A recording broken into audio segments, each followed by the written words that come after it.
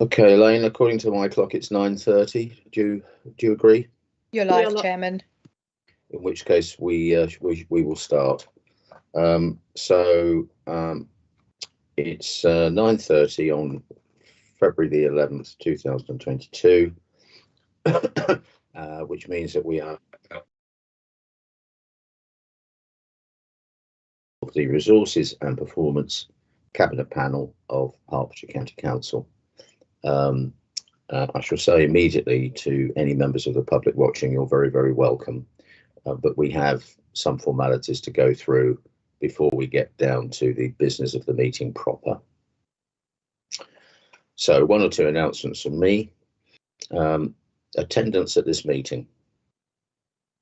The council will be holding this meeting electronically in accordance with the relevant regulations. Members of the public may also attend this meeting in an electronic capacity, and there is a link on the council's website for them to do so. Members of the council are asked to keep their microphones switched off until called to speak, and to switch their microphones off once they have finished speaking. Cameras may be left on throughout the meeting if members wish. If you experience connection or other technical issues, it may help to switch your camera off. Cameras should be switched on if and when speaking in the meeting. To indicate a wish to speak, members should use the raise hand function. Use of the meeting chat function is exclusively for voting. At the end of the debate on each item of business, there will be a vote. Members should vote using the meeting chat function by indicating for, against, or abstain. I will declare the result after each vote. This is a very long meeting today, so you'll be pleased to know that breaks of at least 15 minutes will be held every 2 hours and will be taken after a speaker in the debate has finished speaking. If we're voting, the vote will be concluded before the break is taken. Other breaks will be incorporated as appropriate. Members should be conscious that as this meeting is being live streamed, members of the press and public may be watching. Please turn off your phones during the meeting.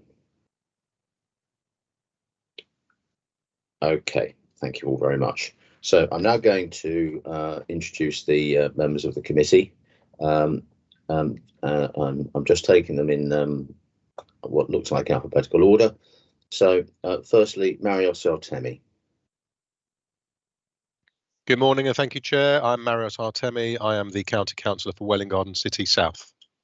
Thank you, Marios. Ken Crofton. Good morning, everybody. My name is Ken Crofton. I'm the County Councillor for Hertford Rural. Thanks, Ken. I've got some echo. Somebody can turn off their audio, please. Thank you. I'm next on the list. My name is Bob Deering. I'm the chairman of this committee. I'm also the member for the St Andrews division of Hertford. Next up, we've got John Graham. Good morning, I'm John Graham. I'm the County Councillor for Potters Bar East. Thank you, John. Steve Jarvis. Good morning, I'm Steve Jarvis and I'm the County Councillor for Royston West and Rural. Thank you, Steve. Tony Kingsbury. Hi, I'm Tony Kingsbury. I'm County Councillor for Welwyn Division. Thank you. Paul Mason. Morning, Bob, everyone. Paul Mason, County Councillor for Hoddesdon South. Thank you, Paul. Adam Mitchell. Hello, I'm Adam Mitchell. I'm the County Councillor for Broadwater and Stevenage and Vice Chairman. Thanks, Adam. Sally Symington.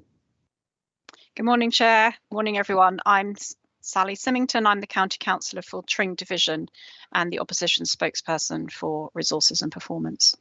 Thank you, Sally. Sharon Taylor. Good morning, I'm Councillor Sharon Taylor. I'm the County Councillor for Bedwell Division in Stevenage and the Labour spokesperson for Resources. Thank you, Sharon. Then we have Tim Williams, who seems to be at a cricket ground somewhere. Yes, it's Lord's Cricket Ground, so well noted there. Thank you, Bob. It's Councillor Tim Williams here. I'm the member for Woodside Stanwood Division, which is in the north-east of Watford. Thank you. Thanks very much, Tim. Hope there isn't an England batting collapse. That list of members is the full and complete list of membership of this committee, so there are no substitutions today, and equally there are no apologies today. I'm afraid I've got another couple of notifications that I'm required to read out. Member interests. If a member considers that they have a disclosable pecuniary interest in any matter to be considered at the meeting, they must declare that interest and must not participate in or vote on that matter unless a dispensation has been granted by the Standards Committee. If they consider that they have a declarable interest, as defined in paragraph 5.3 of the Code of Conduct for Members, in any matter to be considered at the meeting, they must declare the existence and nature of that interest. If a member has a declarable interest, they should consider whether they should participate in consideration and vote on the matter. Members are advised that in respect of the debate concerning the Council's integrated plan, including the setting of the Council tax precept, the Standards Committee has exercised its power to grant a dispensation to all Hertfordshire County councillors from the requirement to declare any disclosable pecuniary interest or a declarable interest. Accordingly, there is no requirement for any councillor to make any declaration of interest in respect of this item of business. Members are reminded that Section 106 of the Local Government Finance Act 1992 provides that if a member is in arrears of council tax for 2 months or more, and they are present at a meeting where the council's budget or the precept is being considered, then they should declare this, and any such member must not vote on any matter relating to the setting of the council's budget or the precept. The provisions of Section 106 of the Local Government Finance Act 1992 apply even if there is an arrangement to pay off the arrears. Thank everybody for your patience for those various announcements. We can now move on to the agenda proper. Item 1, the minutes. Chairman, sorry. Paul, I see that Paul Mason. Yeah. Paul, you have a comment? Yes, Bob, I just wanted to declare a personal interest under the Brookfield item, as I'm a Broxbourne member, plus a member of the executive at Broxbourne, who are obviously also a partner in Brookfield. So I just want to make that declaration before we discuss the matter. Yes, thank you very much, Paul. It's good of you to do that. I anticipated that you would do that, and thank you very much. It's noted. We have given this a little bit of consideration, and we are satisfied that you can participate in the matter, having made that declaration. So thank you very much indeed. And I took the same advice from Quentin, and he confirmed that I could participate. Yeah, great. Good. Thank you very much for that, Paul. Okay, so item 1 is minutes. Can I just remind members that actually going back to the meeting in question, there was a part 1 and a part 2 section. Should there be any debate today on the part 2 minutes, we will have to go into part 2 for that discussion. But if in fact everybody is content with both part 1 and part 2, we can deal with that now as part of the part 1 section of this meeting. So with that in mind, can I firstly ask, does anyone have any comments at all on either the part 1 or the part 2 minutes from last time? Oh, thank you very much. Seeing head shaking. So I think, Elaine, I'm required to take a vote on that. So if we could all go into chat, please, and just confirm, as I take it to be the case, that we all agree those. Sally would like to make a comment. Okay, thank you. Sally. Sorry, thank you, Chair. Sorry, I've completely fumbled putting up my hand. I just wanted to raise one point about the minutes, and that is, sorry, I just need to find the note that I've made. Ask for a clarification on 3.13, where it says recoup all capital receipts. I just wondered if I could ask for a clarification on that point, please.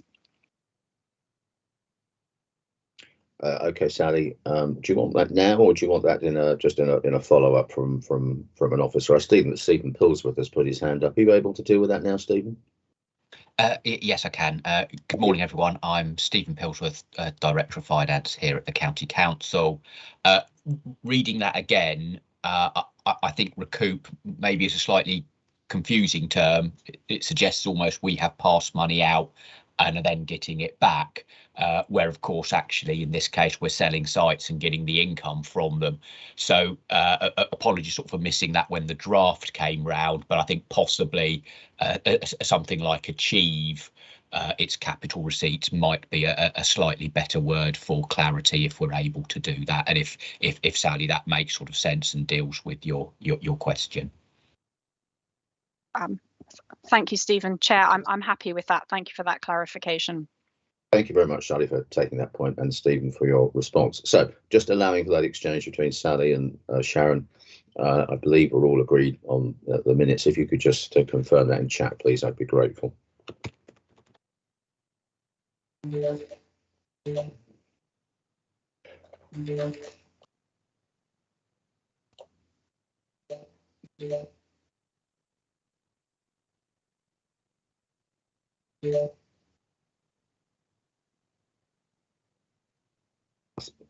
I think we're there, Elaine, aren't we? There's a lot of agreeds coming in on chat. Still coming in one or two, or noted. Yeah, we're there. Good. Thank you all very much indeed. Thank you. Okay, so we can move on to item 2. Item 2 is public petitions, but none have been received, so there is no business for us under item 2. We now move on to item 3 of the agenda, which is in relation to the integrated plan. And for this item, I'm going to introduce Stephen Pillsworth, who is the Director of Finance at the County Council, to present. Please, Stephen. Thank you, Chair. Good morning, everyone. This report is a pretty much standard report that has gone to all panels in this cycle, and in your case should be read in conjunction with the resources and performance portfolio statement from the integrated plan. Of course, that section of the integrated plan and this portfolio has been through the scrutiny process, which many of you were directly involved in. But this does just give a final chance for any further queries or comments to be raised, for those in turn to be flagged to Cabinet as part of their final deliberations on budget setting, but also for panel members to get any clarification on issues that might be helpful of your understanding of the portfolio budget for your work throughout the year. So with that, happy to take any comments or questions. Thank you very much, Stephen. Members, as Stephen has just said, and we all know very well, there's been quite a long scrutiny, in effect, prep process ahead of this item today. If you have any questions, of course, you must ask them, but if you don't, just for the benefit of the public watching, that will be the explanation. That there's been a long process that has led into this item being on the agenda today. So I'm just looking at my screen and listening to Elaine to see if anybody wishes to speak. I see Sharon's put her hand up. Just bear me 1 second, Sharon, just see if anybody else is coming. You go, Sharon. Yes, please do. Thank you, Chair. I appreciate we've got a long agenda this morning. We'll have plenty of opportunity to discuss the IP when we get to the budget meeting of the council later in February. I just wanted to I don't want to raise all the issues around the scrutiny process here. I don't think that would be appropriate, but I have some concerns about the way that process operated, and I will be writing to the Chief Executive and the Finance Director about those. So I appreciate that the County Council's intention is to have a very detailed scrutiny of the IP, but I think that it probably needs another look at it as we go into the new financial year. So I hope that my comments will be taken in the spirit they're intended, which is to make this better for everybody. In relation to the actual IP itself, I think it would be wrong to let this part of the public meeting go by without noting that there are significant issues of local government funding, which we're all aware of. I know the council is publicly saying that it's made the budget work for the next 2 years, and as I said, we'll have a chance to discuss that later in February. But the continual attack on local government funding doesn't make this any easier each year, and I know there are areas of the council's activity And I will mention a couple in particular, special educational needs, where we know that parents are really struggling to get EHCPs done and to get the action plans as a result of those EHCPs. Transport, climate change, adult care services, where we can't go on taking cuts to our funding, because we won't be able to deliver the services we need to deliver. As I said, Chair, I know we've got a very long agenda. We have had an opportunity to go through a scrutiny on this, so I won't go on and on, but I will be making some further comments at the council meeting later in February. Okay, thank you very much, Sharon. It's good to know that you're not going to go on and on. We appreciate that. Thank you. I've got Sally Symington and then followed by Stephen Pillsworth, and then I might squeeze a comment in. So Sally, please. Yeah, thank you. Yeah, I echo Sharon's comments. That's probably we do have a very long agenda, and we have already discussed this in a number of forums. I guess I would add that obviously as opposition parties we come to this very late in the process, and therefore we don't have necessarily the same sight of it as the administration, and therefore that makes the scrutiny difficult, and particularly with the way that it's been done this year. So I happy to follow up on this, as I said, at another time.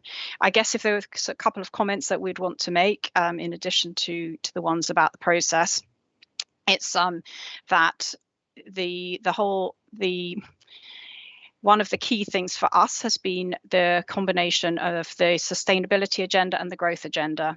And it's basically I feel that the IP doesn't sufficiently cover or address the financing of a sustainability agenda and how that's going to work going through for the next 10, 15, 20 years.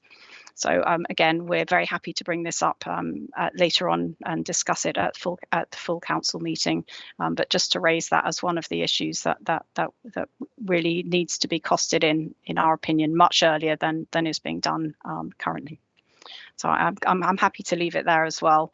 I appreciate that, as you say, we've got a long agenda and we've had other opportunities to discuss this. So thank you very much. Thank you, Sally. Stephen. Thank you, Sharon. Thank you, Sally. Just a few quick comments on those, if I can.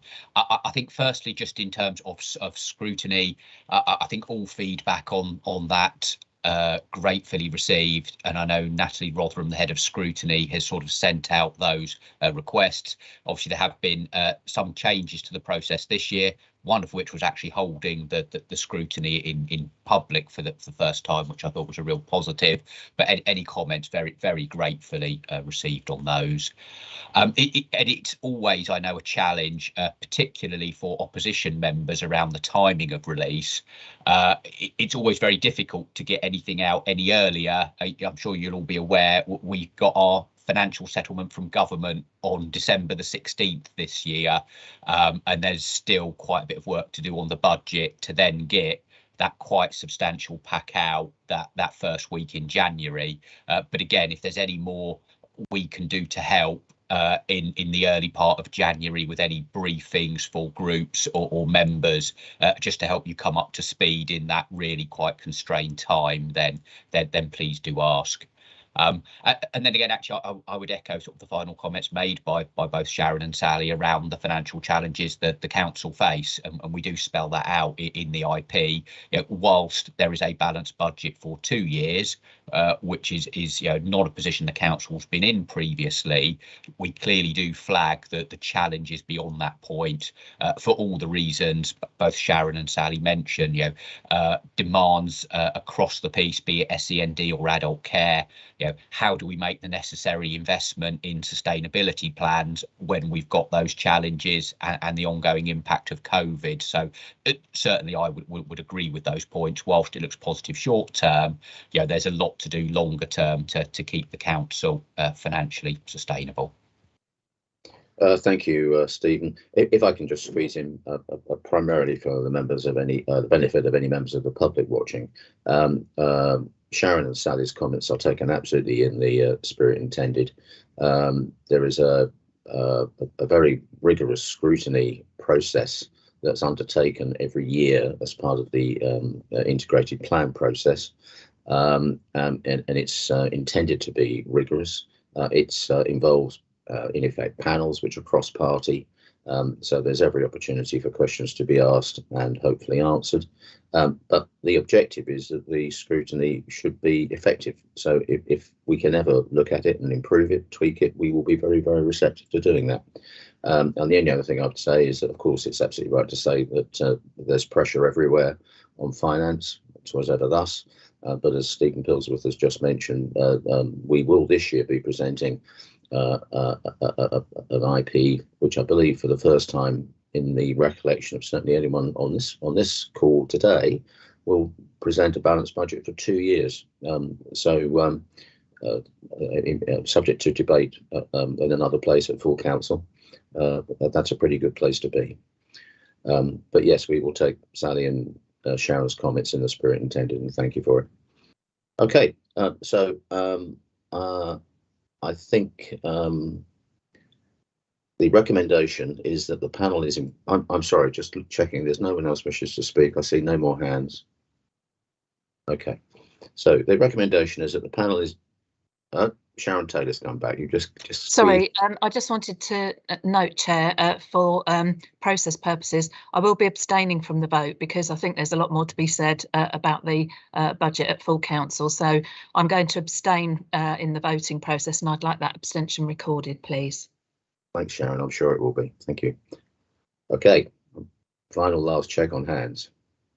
I don't see any. So the recommendation that is before us is that the panel is invited to recommend to Cabinet the proposals relating to the integrated plan in respect of resources and performance. The panel is also asked to identify any issues that it feels that the Cabinet should consider in finalising the integrated plan proposals. If I could call for a vote in chat, please, I'd be very grateful.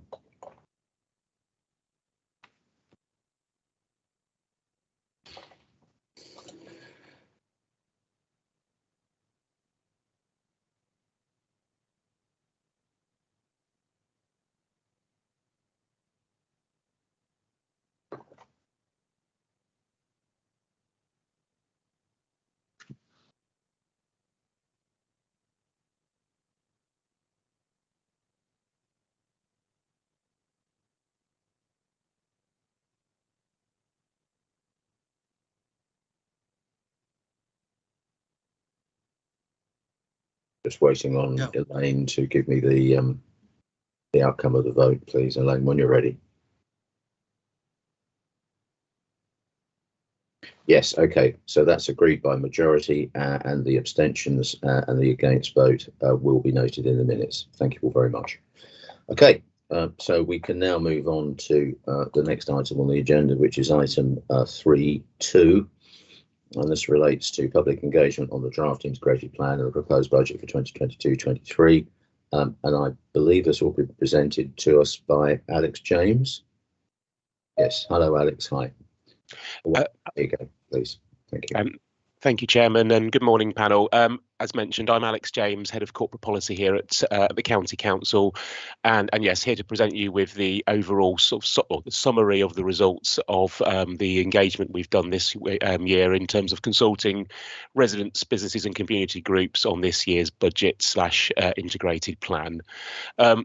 As hopefully you noted in the paper that was provided to you prior to the meeting, this work was still ongoing at the time that this panel report was written. So therefore, obviously, we were unfortunately able to provide you with the results at that time. But that exercise has now been concluded, and the results will be included in the Cabinet report due to be published, I believe, later today. At the same time, I will now take you through a few slides, if I may, outlining the headline results of this exercise. So if you just bear with me just a moment, I will find the relevant slides and then sort of going through those in just a moment.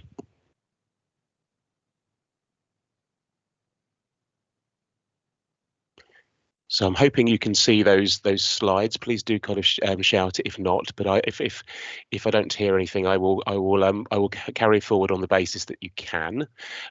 And just to sort of start off, if I may, just to give you a slight sort of overview of the approach that we've taken. So similar to the approach that we took last year, the engagement process or the consultation with residents, businesses and community groups that we undertook took two different sort of elements. First of all, we ran an online survey that was seeking feedback on the specific proposals contained in the integrated plan for this year. That was launched on the 7th of January and then ran until the 1st of February. In addition, 3 focus groups were used to discuss the proposed allocations within the budget in more detail, and I'll summarise both of those elements and the results of those in just a moment. But starting off with the online survey, as I say, ran sort of broadly for most of January and ended on the 1st of February. That survey received a total of 885 responses. The survey essentially asked 4 specific questions, and the first of which was whether there was support or not for the proposed allocation of the County Council's budget, as was described as it currently is in the draft integrated plan. And as you can see, the results here show both in terms of the results we received, but also how it compared to the question that we asked a year ago as well. In headline terms, just to say that just under 44% of people who responded either strongly agreed or agreed with the proposed allocation. This is higher than last year, which was just over 36%. And in terms of kind of the split between strongly agree and agree, 6% of people who responded strongly agreed, 36.8% of people agreed. Alongside that, 36.8% of people neither agreed nor disagreed, which is once again slightly down from last year, and just under 20% of people either disagreed or strongly disagreed. So that's the overall headline figures there. But alongside that, we did, as we did last year, also asked about comments for sort of around the prioritisation of spending and to sort of get a bit more of a fuller response from residents and people who responded to see what they thought about what was being proposed. So inevitably, perhaps, and certainly similar to last year, services and comments around specific services was the largest amount of responses that we received. Overall, 344 comments we received and analysed. As you will see, the largest proportion, 135, was around kind of the environment. And in broad terms, whilst there were positive and negative comments outlined on almost all areas, there was overall support for the council's climate change and sustainability initiatives, support for preserving local green spaces, and also references to kind of how that can be supported through the planning system and through infrastructure investment. There was also, as you can see, quite a lot of comments around highways.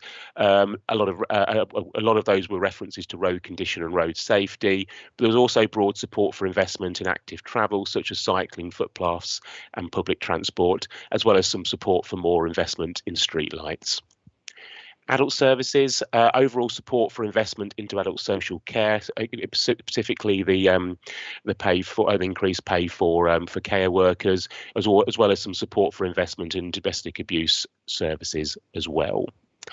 The final area I was going to highlight was children's services, and comments in support the work received in support for investment in services for special educational needs and disability and looked after children, but also references to further support for youth activities and clubs as well.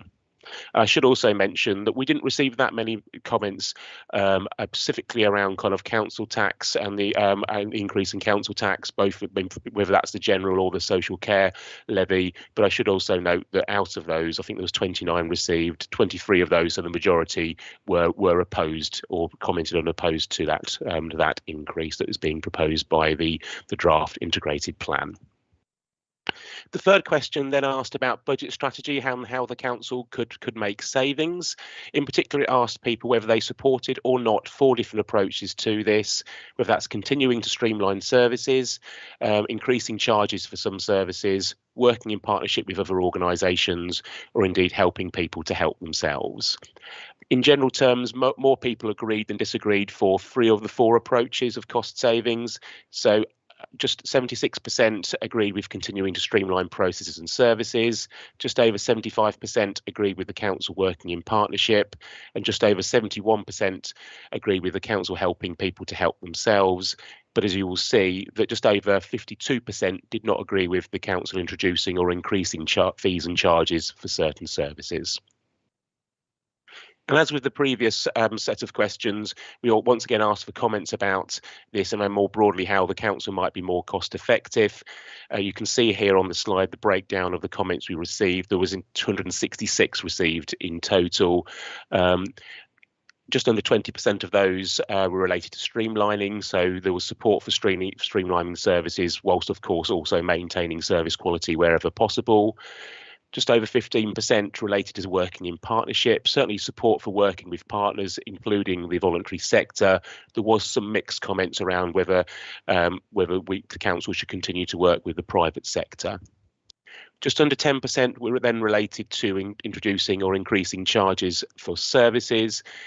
As probably in line with the earlier question, comments here were often negative, but noted that techniques around implementation of this should also be carefully considered.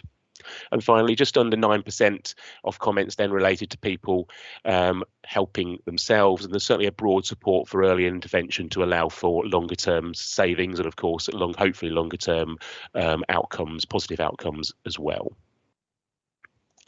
That's the headline items in terms of the survey, and just wanted to say a little bit more then therefore about the focus groups as well. So building on last year's focus group we held with young people, this year we held 3 focus groups, one with diversity and inclusion representatives, once again one with young people and the young commissioners, and then one with the Adult Care Services Co-Production Board as well.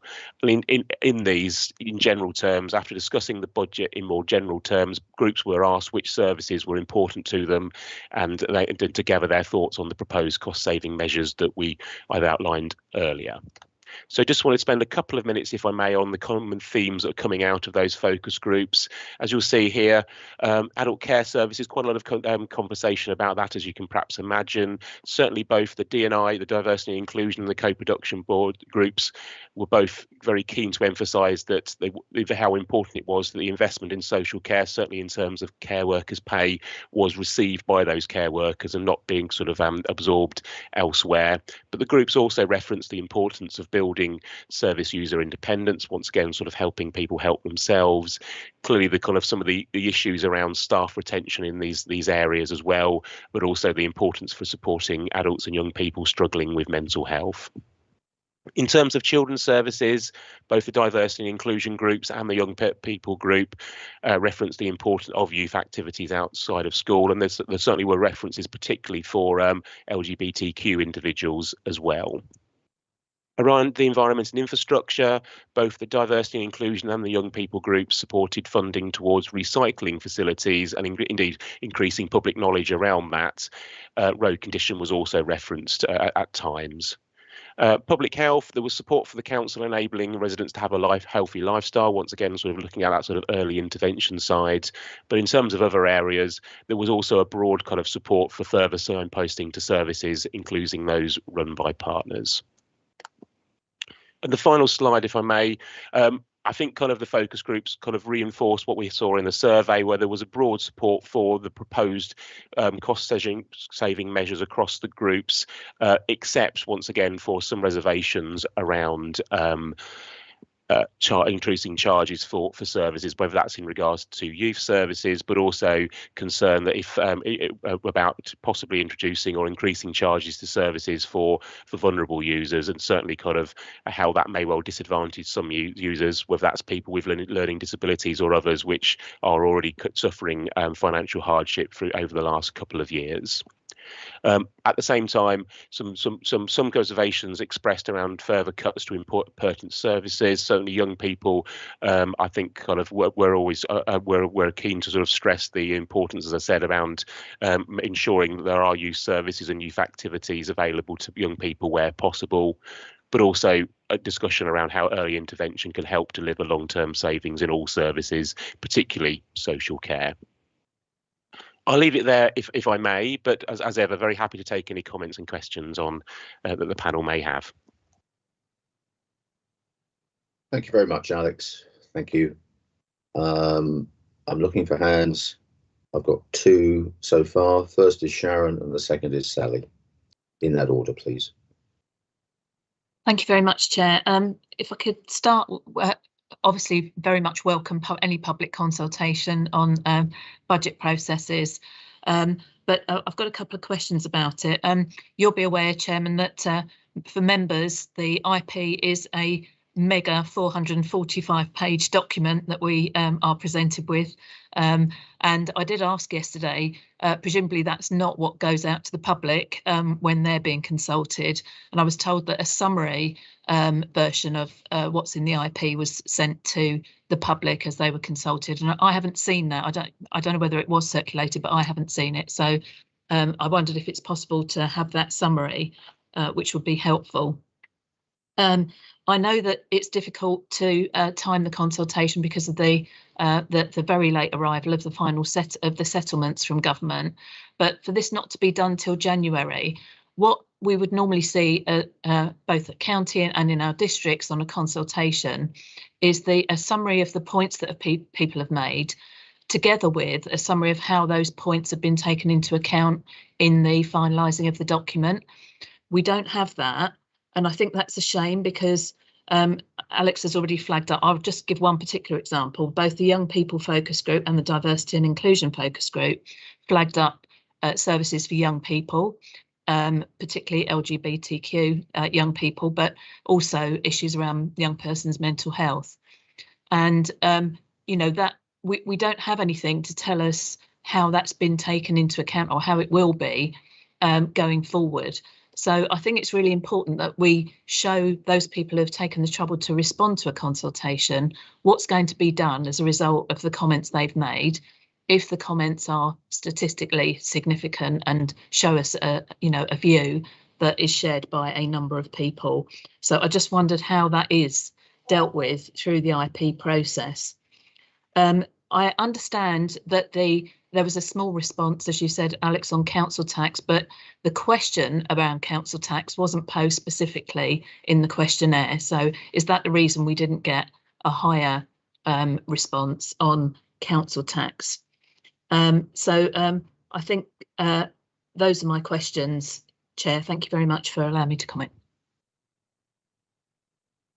Thank you, Sharon. I know Alex will want to come back, but I think it probably makes sense if we take Sally's question first, because I'm anticipating there may be some common themes, but we'll see. Thank you, Sally.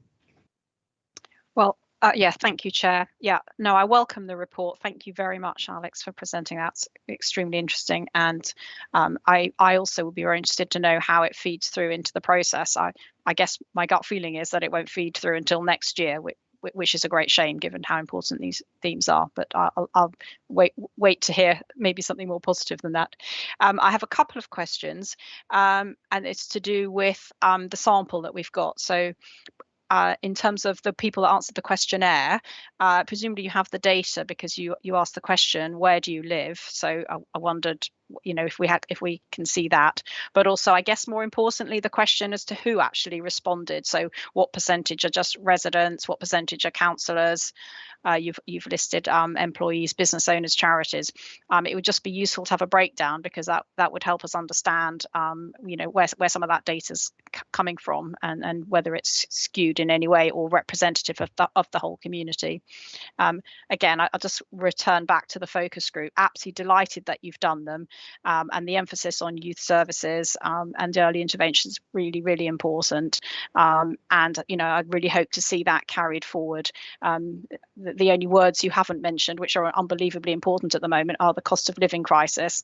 And I don't know whether that just hadn't hit the headlines by the time you did your focus groups or whether, yeah, I don't know. I mean, I appreciate that any questionnaire or consultation, it's about the questions that you ask. And I think Sharon alluded to that in terms of the question around the council tax. And we can circle back round to whether a 2% council tax is going to be appropriate, leaving aside the 1% on the adult care going forward in a higher inflation environment. But I guess we will be picking that up at other points. But yeah, thank you. Those are my questions. But Alex, overall, thank you very much for that public consultation. I'm going to, John Graham's got his hand up. I'm going to let John speak again, and then maybe you can comment on all three questioners, Alex. Thank you. Okay, Chairman, thank you, Steve. My focus was on a couple of particular points. It was the slide that showed the increases in charges, and I think streamlining was the first box on that slide. I take the point with Councillor Taylor, the funding under pressure. I think we all accept that local government funding is under pressure. I was just interested with the charges and the response on the charges at district level. About 3 or 4 years, but certainly before the pandemic, we did a similar exercise and found that residents actually supported increasing charges because they valued the services that they had. And given the pressures faced by local government, they were more interested in holding those services rather than the costs of them. So I'm interested that we're finding a slightly different message here. And I wonder whether there's any comment on that. One thought I had was obviously the services we give are very different, particularly the adult care and the children's services. And it might be the disadvantaged areas, which is a word that's been used that gives that. But I'd be interested in your comments on those figures, which seem to contrast those that we find in the district. And second point is, can I just say, I'm delighted if we are going to use these findings in future years and not just in this year. I think it's right that we take some of the ideas that are here and go forward. So I'm slightly at counter to Councillor Symington because we are looking at a multi-year budget, aren't we here? As we've already heard, we've not just balanced this year, but we've got next year balanced. And I hope we can use this information to look at ourselves going forward. That really is a comment, but my question is just amplification on the charges side. Thank you. Okay, thank you very much to all three of those members for your various questions. Alex, you don't actually have your hand up, Alex, but I feel sure you want to say one or two things in response. Yes, thank you, Chairman. Yeah, sorry, I didn't put my hand up, but I was kind of assuming you'd come back to me, so thank you, and thank you very much for all the comments. I'm just trying to sort of make sure that I'll try and sort of pick them off one by one, but please do kind of remind me if I've anything I particularly miss out. So, thinking for about the timing of the consultation. Yes, it is very challenging. I think for the issues that we've already mentioned as to kind of when we run this consultation, and we've kind of given sort of thought to different approaches over the last couple of years as to whether we should wait until we've got specific budget proposals to consult on before we sort of start the process. And that's what we've done the last couple of years, but clearly that doesn't give us a lot of time to sort of collate and then respond to those comments. At the same time, for a few years past, we've tended to do something more in the autumn, and that in some ways it gives us more time, but also doesn't give us so much kind of meat, shall we say, to actually consult on, in terms of, therefore you get more feedback around kind of overall kind of generic kind of thoughts from residents, but obviously you're not kind of being able to sort of talk through anything that's coming through in the budget.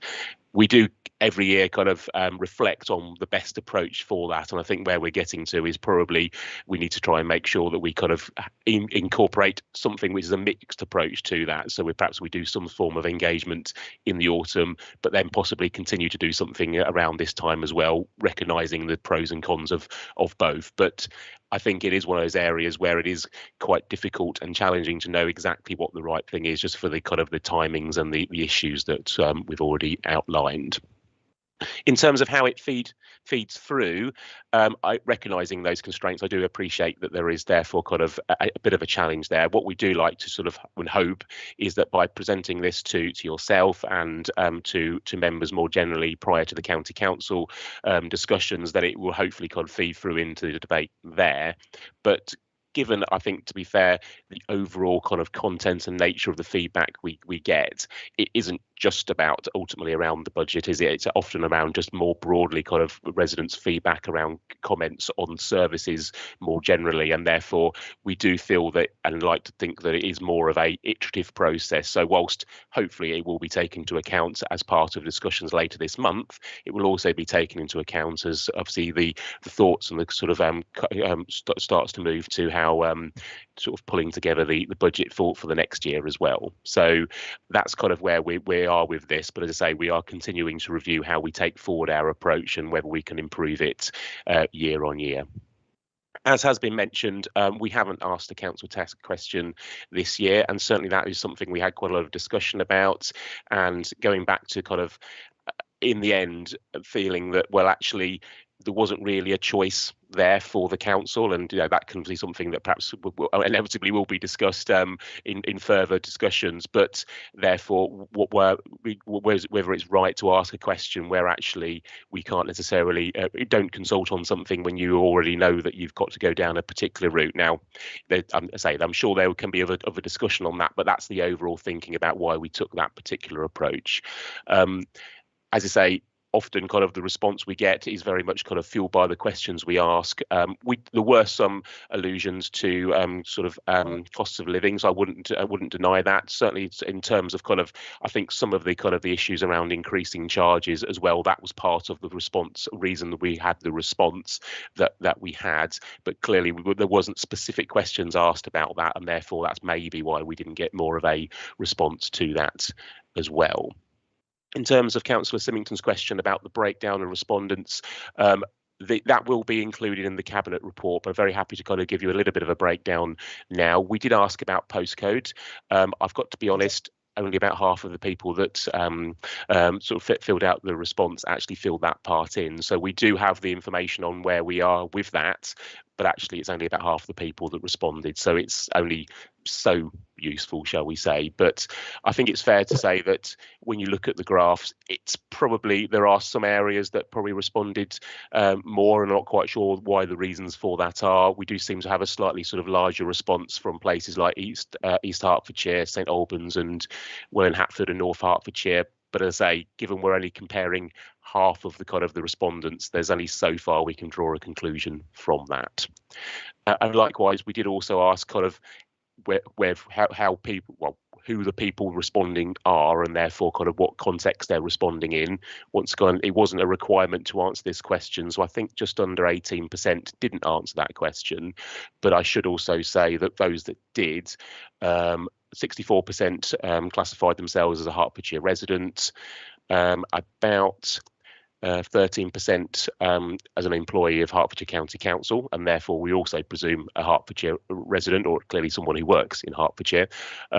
And then but not a huge amount of response, I admit, from charities or voluntary community sector, or at least proclaiming to be so. It's 2.5 for the voluntary sector, and just under what's actually only four responses from the Hertfordshire businesses community. Although, to be fair, when we've done this in the past, that isn't uncommon. We don't tend to get a huge amount of responses from businesses, it's fair to say. I'm just trying to, so I see Stephen's got his hand up. I'm not sure if I've necessarily picked up all of the comments there, but happy to hand over to Stephen. Yeah, Alex, that's fine. You can at least take a breather and let Stephen come in. So Stephen. The only thing I was going to say was actually just to sort of reinforce the points Alex made around what engagement happens throughout the year, particularly with some of those groups that we did the final focus groups with. Just to give you one example, there's reference there to the Adult Care Co-Production Board. I know that Chris Badger and his management team actually engaged with that group throughout the year, and indeed discussions with them shaped the proposals that went into the integrated plan. This is to some extent, this final focus group almost feeding back, this is how we've taken your feedback on board. But actually reading the report, I don't think we bring that out. So I think perhaps in future we ought to provide more background on what activity and engagement has happened throughout the process, not just this final piece. Thank you, Stephen. Did you want to come back, Alex? Please do, if you do. Just very briefly, just to say thank you, Stephen. Yes, and I should also say that the young people's, that's a very fair point. The young people's work, which was with the youth commissioners, that's part of an ongoing process there. And whilst I wouldn't probably quite go as far as to say that we've been doing ongoing work on the budget with diversity and inclusion representatives, clearly it is a part of an ongoing engagement across the year. Some of you members may well be aware that we held a virtual conference for diversity and inclusion back in, I think it was November time. So some of these issues obviously will have an airing in various different ways, but I appreciate that those weren't necessarily specifically around budget issues. Okay, thanks very much, Alex. I'm not seeing any more hands, so I think just through the chair, Alex, we also would like to thank you and your fellow officers for all the work you do in relation to this consultation. We appreciate it's never going to be perfect, but we're like the scrutiny process, we're always open to ways of improving it. We equally all know that the approach and intent is positive and open. So thank you very much indeed for that. So in the absence of any more hands, I'm going to bring members back to the recommendation. So the recommendation is as follows.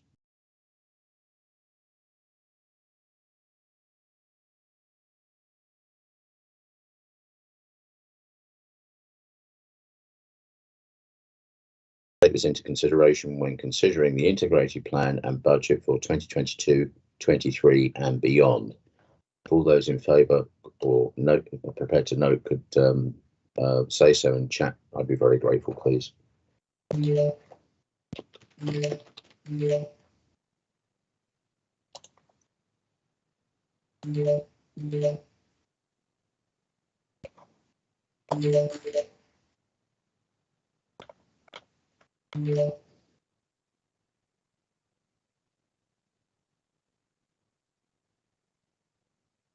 Just waiting for Elaine, just to confirm. I'm sure we're there, but just to be formal.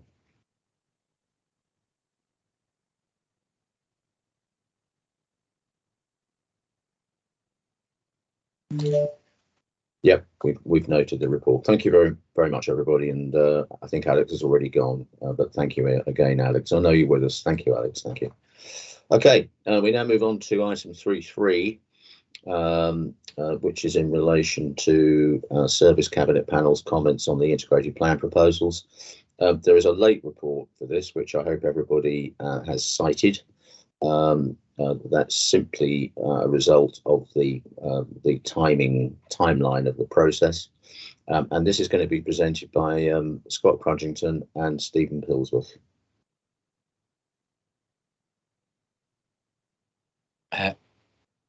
Thank you, Chair. I noticed, I think Elaine had her hand up, so I don't know if there's anything okay. Elaine wishes to flag just before I introduce. Thanks very much, Stephen. Elaine, have you got something we need to know? Thank you, Stephen. Thank you, Chairman. Just to advise that during the process of the previous discussion, I've had a further update to the adult care IP minute. If members would like to see it, I can circulate now, or I can circulate that after the meeting. It's just got a little bit more further detail.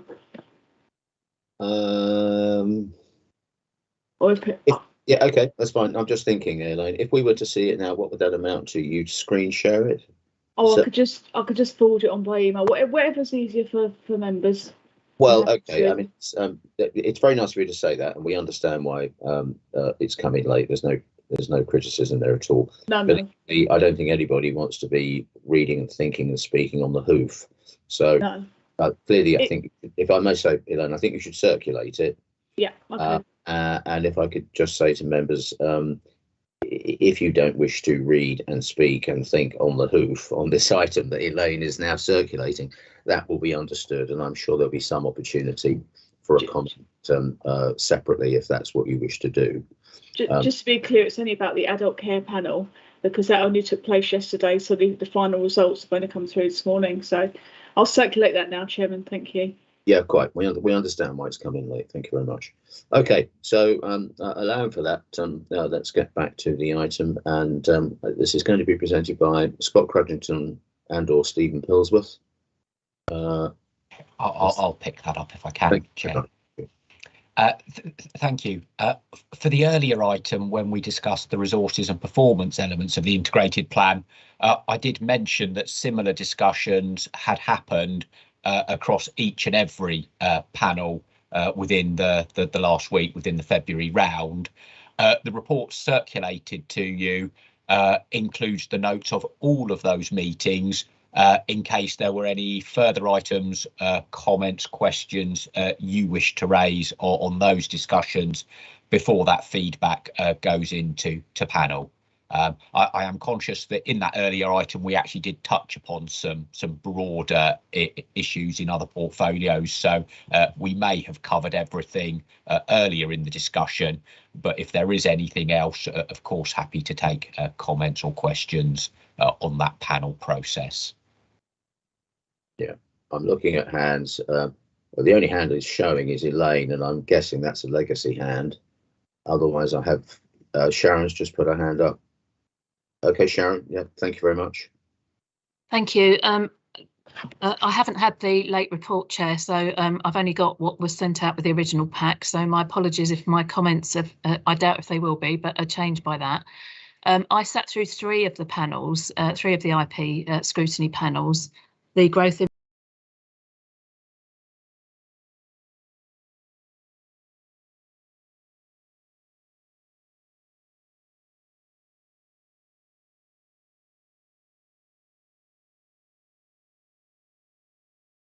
of anodyne bullet points that get fed through into the IP goes right to the heart of my concern about the process.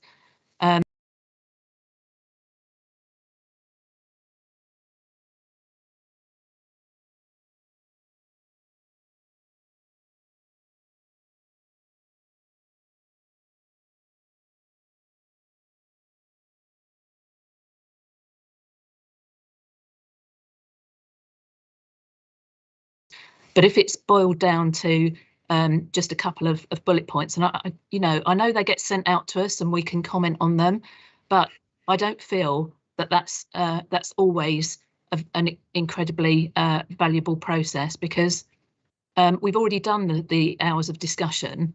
I would much prefer that a more detailed summary of what's discussed in those panels went forward to Cabinet, and that hasn't happened on this occasion. We've got a very as I say, relatively anodyne. There's some, there's a couple of good points in some of them, but it's not a reflection of the discussions I took part in.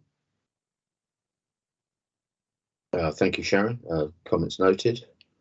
I'm looking for more hands. Not seeing any more hands. Unless you put yours up again, Sharon, have you? No, thank you. Stephen Pillsworth. I really think, again, sort of coming back to the earlier comments about feedback, not only on the scrutiny process, but also discussions at panel.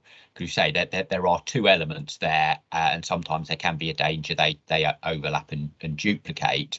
But I think it is important that I think the public recognise, the extent and robustness of that scrutiny. As Sharon mentioned, not only have individual panels reviewed, scrutinised and challenged budget proposals in those areas, those individual scrutiny sessions, again, half a day on each portfolio are really quite thorough and robust. And of course, I mentioned earlier, for the first time on the scrutiny side, of course, those were broadcast. So actually, again, giving sort of public an opportunity to observe that.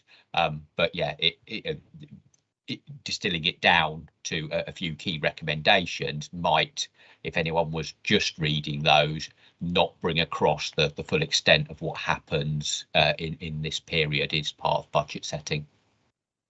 Thank you. Thank you very much, Stephen. Yes, I would simply add that again, the intent of the process is scrutiny, and I think actually Hertfordshire County Council has one of the most effective scrutiny systems of any.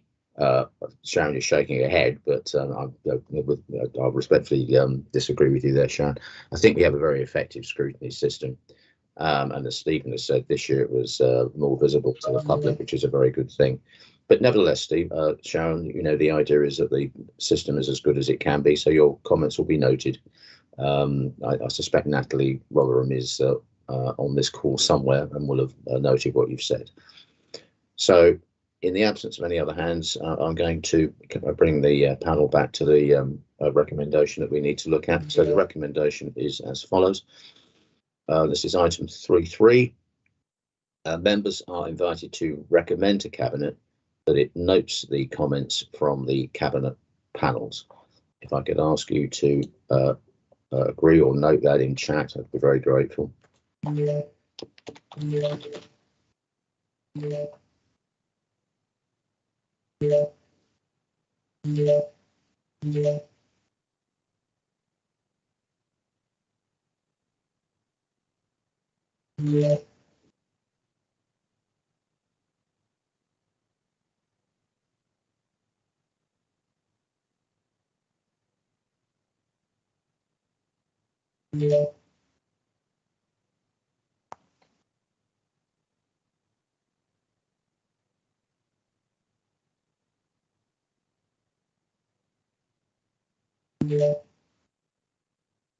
Yeah, we have a majority agreement on that, and Elaine is confirming that the abstentions will be minuted. So thank you all very much for that.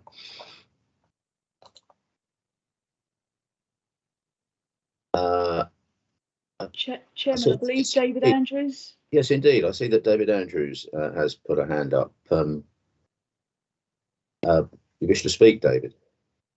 If I may, Chairman, I'm not a member of your panel, as everybody will appreciate, but just following on from what you've said, and just to confirm to the panel that both Natalie and I are present and are picking up on the points that have been made, including those made by Sharon. So, as you know, we always seek to advance, enhance, and improve the outcomes that we arrive at with process at scrutiny, and we are doing so today.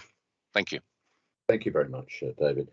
Just for the benefit of the public, that was David Andrews, who's a councillor. He's the chairman of the scrutiny function at Hertfordshire County Council.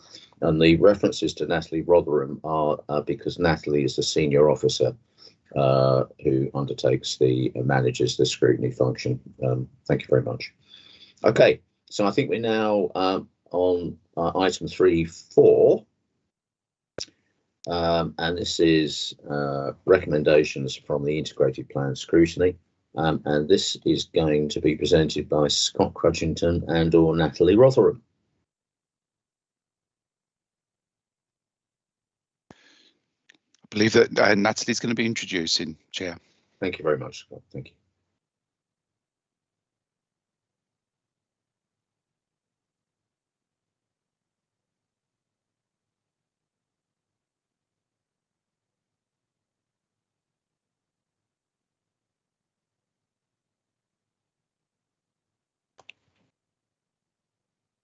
Perhaps I don't know if Natalie's having any issues connecting. She doesn't seem to be joining the call, so I'd be happy to introduce, and maybe as we do have David Andrews as chair of scrutiny, if there's anything he wanted to add, a panel may wish to accept that. Thank you. So this is the fourth report in our suite of reports on the IP, and this does just separately report on the recommendations that have come through from the scrutiny process. Members will recall there were individual half-day sessions on each of the portfolios, and then the recommendations arising from those were brought into a meeting of the Overview and Scrutiny Committee, who also identified from those discussions some overarching recommendations on themes that apply right across the council's budget and operations, not just to specific service areas. Obviously, all of those recommendations go forward to Cabinet to take into consideration as part of their deliberation on the final budget. We have touched upon the process and some of the issues arising in some of our earlier discussions under this wider agenda item, but again, sort of happy to take any final comments or questions before these recommendations are moved forward to Cabinet.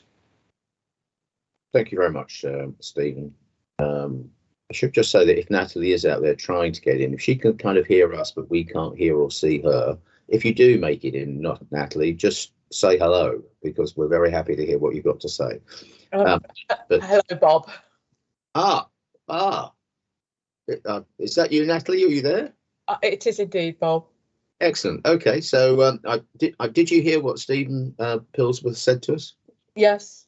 Okay, so if you have anything to add, please do. I think that Stephen gave a fair overview of the process and how the strategic recommendations were arrived at, and the transition of one of the recommendations from your portfolio. I think it was. I'm struggling slightly, but there was one that was about sustainability, and it then was moved to become a strategic one, which seemed to make a great deal of sense to the members of OSC who endorsed that. Okay, good. Thank you very much, Natalie. So I'm now going to come back to the panel, comments and questions. I've got Sharon Taylor and then Steve Jarvis, and we'll take both of you, please, and then officers can respond as appropriate. Thank you, Chair. I'm not going to repeat my previous comments. You'll be pleased to hear. This was a new point, really, which I did right at the start of the IP process. I did say that because of the allocations on overview and scrutiny for opposition parties, it's in my case, as the Labour spokesperson for resources, I don't sit on OSC, which meant I didn't get to participate in the meeting where the overview of the IP was discussed. I think that's something we need to think about for future years. I did ask to if I could be included in that meeting, but that didn't happen. So I think it's just really useful for those of us who have the responsibility for our groups for resources to be part of that, the overarching IP discussion, overview and scrutiny. So I would just ask that consideration be given to that in the future. Thank you. Thank you, Sharon. Steve Jarvis. Thank you, Chair. I mean, I think it's a welcome change to the process that these strategic recommendations have been identified, because there are clearly some issues that extend across the organisation. I know that particularly the one about the issues surrounding recruitment and retention of suitable staff is something that came up many cases. But I actually wanted to just mention the sustainability one, which I think was moved by overview and scrutiny from resources and performance to be an organisation-wide one. And I think it really is important, because there's a plan there that is going to require substantial commitment across the organisation. So I'm very pleased that is there. I think some of us are aware that other councils are putting forward proposals with substantially greater levels of resources. I mean, Essex said they were putting 200 million into this. Now, that's probably because they're counting the figures in a slightly different way. But I think it really is important that we support that recommendation from overview and scrutiny, that we demonstrate the council's commitment towards the sustainable Hertfordshire strategy by making sure that we actually put together a costed plan for implementing it. And I think we all understand that funding some of those costs is going to be a challenge and going to require external funding in many cases. But it's important that we put that plan together, both to demonstrate the council's commitment and also so we can identify the resources we do need to receive from others. So I hope very much that we would want to support particularly that recommendation 3 in the IP scrutiny strategic recommendations. Thank you very much, Steve. Just looking for any other hands. At the minute, I don't see any. Yeah, if I could come back, if I may. Thank you very much for your comment there, Steve. It seems to me that that reflects that, you know, despite the fact that no doubt we can forever improve the system, actually, it's worked pretty well this year. I think we'd all agree that sustainability applies right across the organisation. And it's right that it was picked up and taken out of resource and performance and applied as an organisation-wide strategic issue. So that was a very good outcome. Okay, I'm not seeing any more hands. So I'm going to bring you back to the recommendation that we're asked to address. So this is item 3.4. And the recommendation is that Resources and Performance Cabinet Panel is invited to recommend to Cabinet that it consider and comment on the recommendations made by OSC as part of the authority's IP budget process.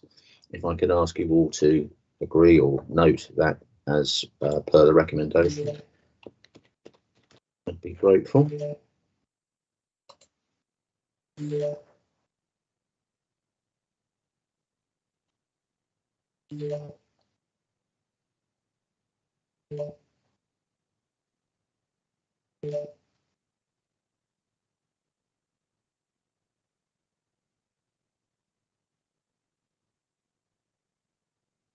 Just waiting for Elaine to confirm.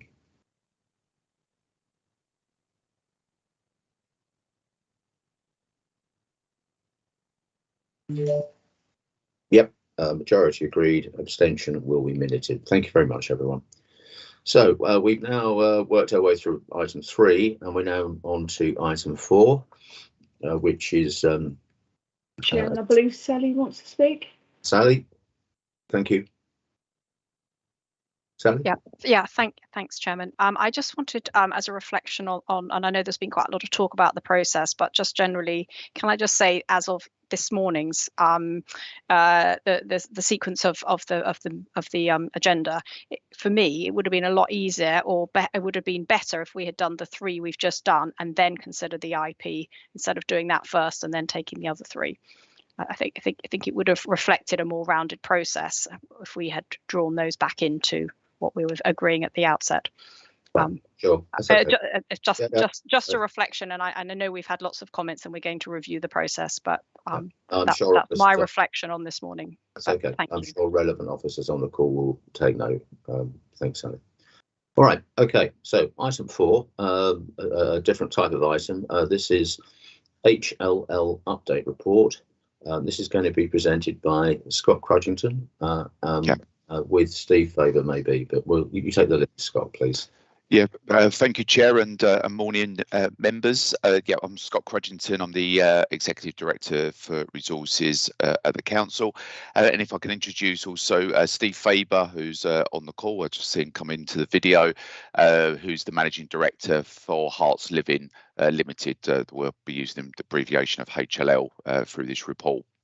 I'll just do a few words of introduction in terms of why the report's here and some of the highlights from how the HLL venture and also its partnership with Morgan Sindall has also developed over recent years, and then I'll hand over to Steve for a little bit more detail, and then obviously we can cover questions.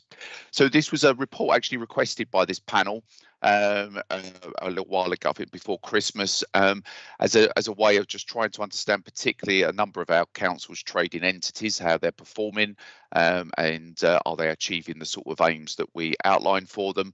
And HLL was absolutely the one that you wanted to bring forward first.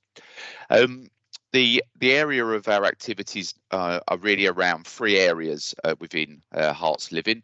There's self-delivery, so it's the delivery of homes across Hertfordshire that they undertake, and what we're able to do is be able to generate greater financial returns than simply disposing of our own assets to the market by effectively having a company that undertakes the development stage for us. Then we're able to keep more of the effectively the profit and surplus from those sites for the good of Hertfordshire residents, which then gets reinvested back into our services that we deliver. But also as part of the arrangements, Hearts Living Limited have also set up a joint venture with Morgan Sindall that is called Chalkdean, and that is they undertake. We've committed for a contract to deliver a pipeline of sites across also across Hertfordshire, which we can come onto in a bit more detail as well.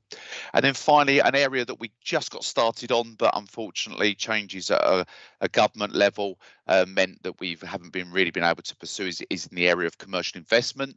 Members may recall a few years ago we established a £100 million investment fund for investment in commercial properties across Hertfordshire. We undertook and completed 1 transaction, a site down in Waltham Cross that has been very successful, but unfortunately that due to changes in borrowing regulations, and I think it's a reflection of some of the activities other councils across the country have possibly overexposed themselves to this form of investment in order to try and balance their budgets. The government and our governing bodies such as SITFA have sort of pulled the ability to continue that in any great way at the moment. As far as the current activities are concerned, I'm sure Steve will highlight that, which the report I think gives a very good sort of summary of almost like where how we've got the arrangements mobilised over recent years. There has been certainly a number of twists and turns that we've encountered with really getting the sites up and running. But Steve has also put in a really clear sort of update on the future direction that we anticipate for HLL and Chalkdean in the future.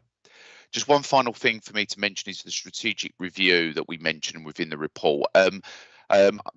after I became Director of Resources here, I took a lot of soundings from both our property team, from Steve himself, speaking with Morgan Sindall representatives, and we were, the learning that we were taking. I decided to commission Real Estate Works, who's an expert in this field, a consultancy in this field, to undertake a real sort of independent strategic review of how things were going.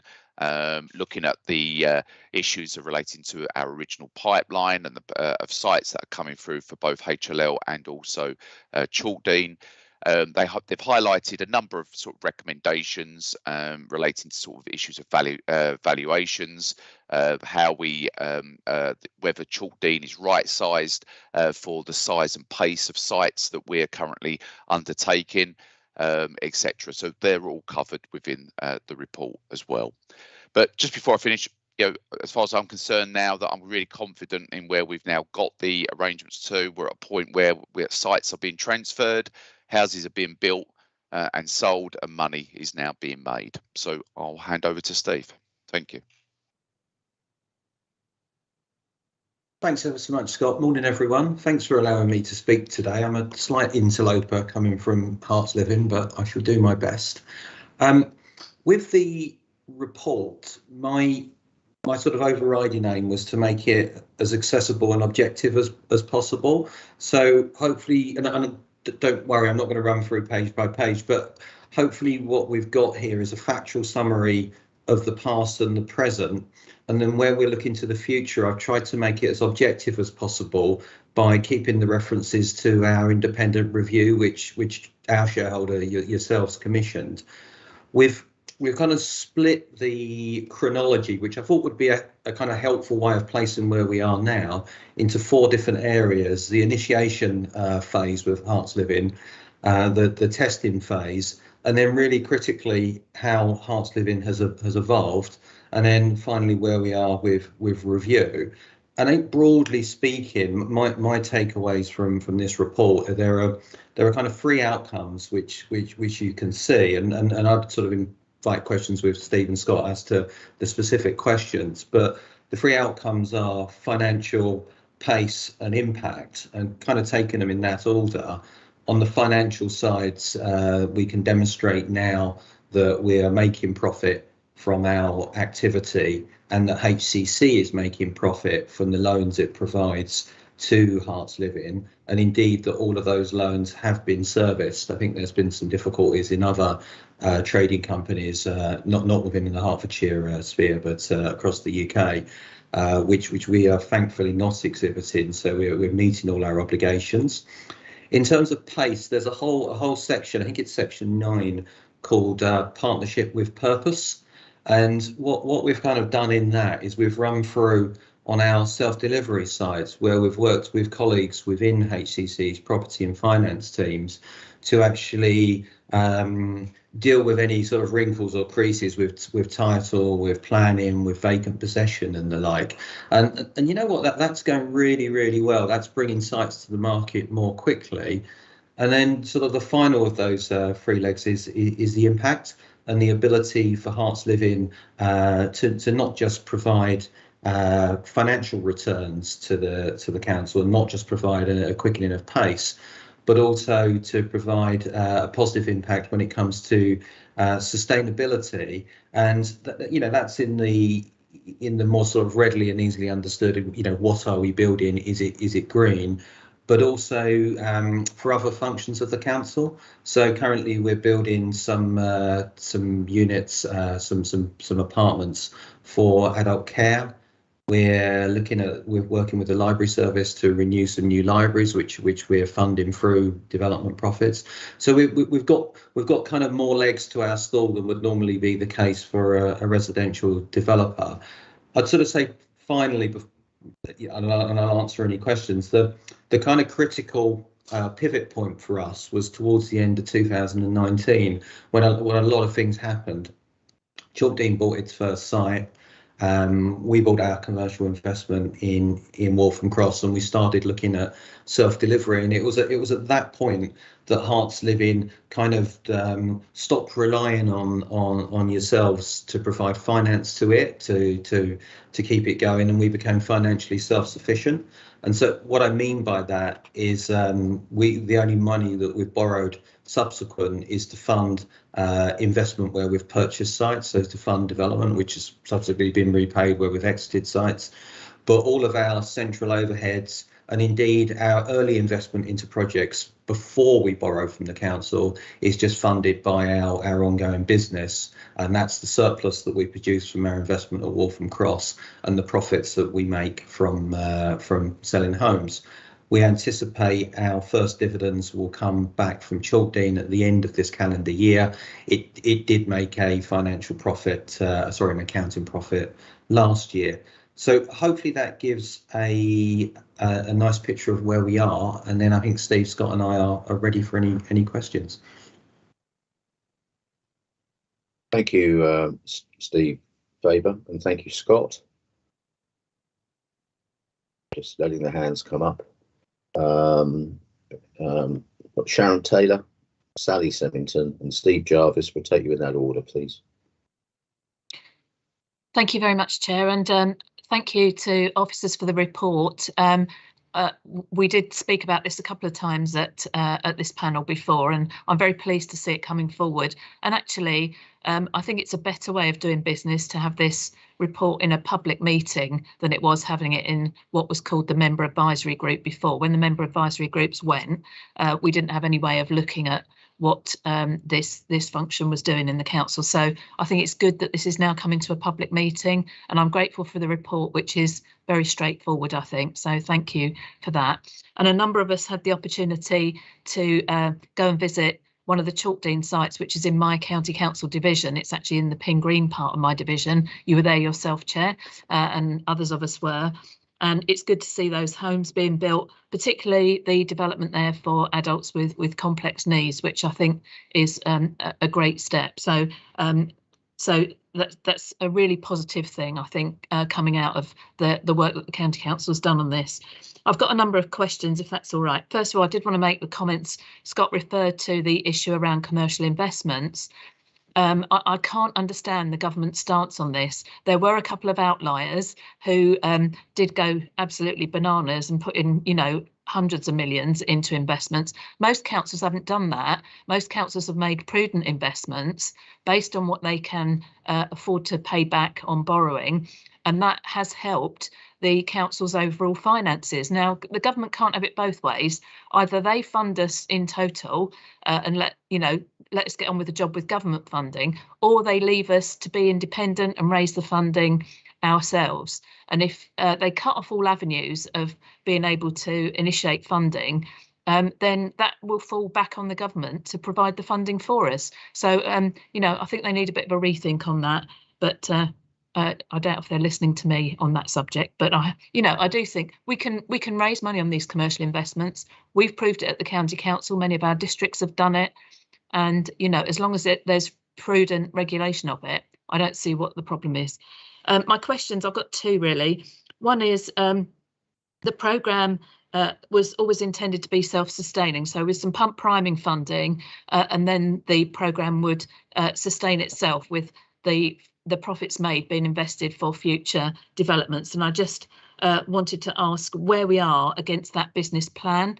Is that happening now, or is it still requiring funding from the county council? And the second question relates to the implementation of Section 106 and Hll agreements. This is a general question about that in the county council, but it refers to our developments as well. The process, it was about whether we've got enough resources to deal with these, because it will hamper our own developments if we can't get Section 106 and Hll agreements worked on quickly. But also it's very important for the growth of Hertfordshire that we do have a relatively speedy process to deal with Section 106 and Hll. So I just wanted to ask whether the officers feel we've got enough resources to deal with that, both for our own purposes, but more widely for the growth of Hertfordshire. Thank you. Thank you very much indeed, Sharon. I had intended to take the three questions as a block and then the officers come back. But actually, given your last point, Sharon, I'm going to invite an officer just to come back on the 106 officer resource question. I'm looking at Scott or Stephen. Yeah, no, of course, Chair. You know, picking up that one, then, yeah, it is an area that we are in. We're constantly reviewing. You know, again, I'm sure it's well rehearsed in terms of sort of resourcing challenges, vacancies, etc. that may well be in the team, including our legal team. However, I have asked for our borough solicitor to undertake a sort of a regular review on the casework that's going on, particularly around sort of 106 and seal agreements, and with our planning team to ensure that we've got a status update on any that are taking more time than we would like. The discussions that we're also having now on a one-to-one basis with individual district councils as and when they're requesting to review effectively the order book, so to speak, that's coming through, that we are just making sure that anything that needs to be prioritised can be. I'll maybe sort of pick up maybe with Steve wanted to make any sort of comments from, you know, obviously you're a user of the service in terms of making sure those agreements are maybe an important different perspective rather than from me, just from the council.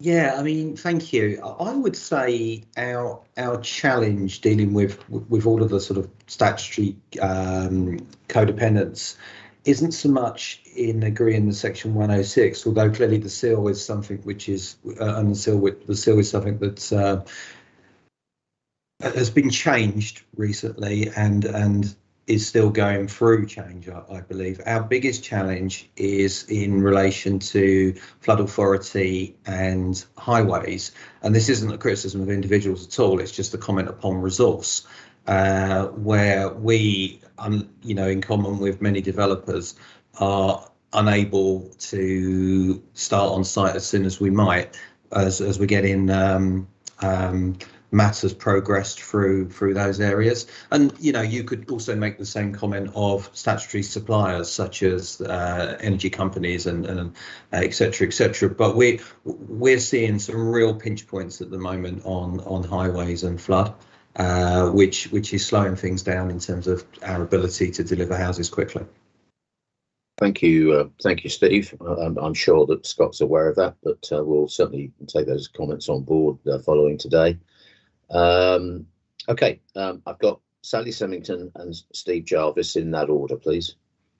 Sorry, Chair, thank you for taking me first, but could I ask that Steve, or suggest that Steve goes first, because he was a member of he was part of the member advisory group, and I think his comments are probably better taken ahead of mine. Mine are more overarching. If I can come in later, that would be fine. Yep, sure. Steve? Thanks, Chair. I mean, I agree with Sharon's comment that it's good to get some review of HLL and the council's relationship with HLL in a public forum, although I'm a little concerned that in order to properly understand some of the issues, we might on occasions want to ask questions that are difficult to ask in a public part of the meeting, or at least difficult for the officers to answer comprehensively in a public part of the meeting. I think particularly I wanted to focus on some areas around the review that was conducted, because I think it's clear that, perhaps not surprising, that HLL and its joint venture has not developed in exactly the way that was originally envisaged. There have been some changes in circumstances and things that haven't gone the way we originally expected. And there are some questions raised in the review, essentially about the council's choice of disposal route when it is selling land, whether or not that's to Chalkdean via HLL, or via some other route, and some other questions about how the council sees its relationship with HLL evolving in the future. And what we've got is a report that captures very well what's happened in the past and what's planned in the short-term future. But I wonder what the process is going to be for the council monitoring how it is going to pursue the broader objective of extracting more value from the sites which it is selling for development.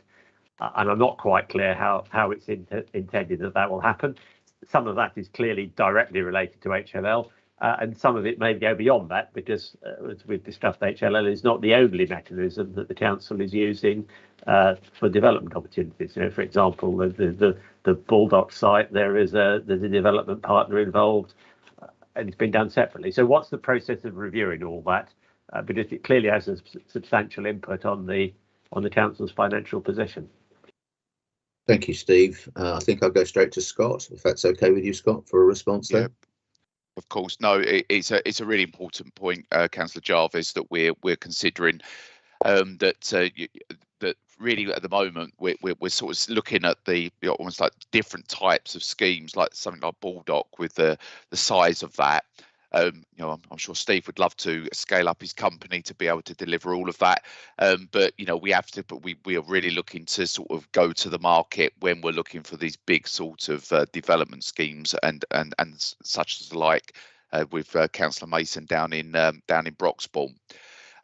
However, that we would always see that HLL and Chalkdean will always can be part of that solution, whether that be at Baldock or down in Broxbourne or where else in the county, to also deliver parts of those schemes as well, if that allows us to be able to generate more returns for us, and actually making sure that I think one of the big benefits we've found, particularly working with Steve and the team, is that the real sort of reflection and understanding of our corporate priorities as well.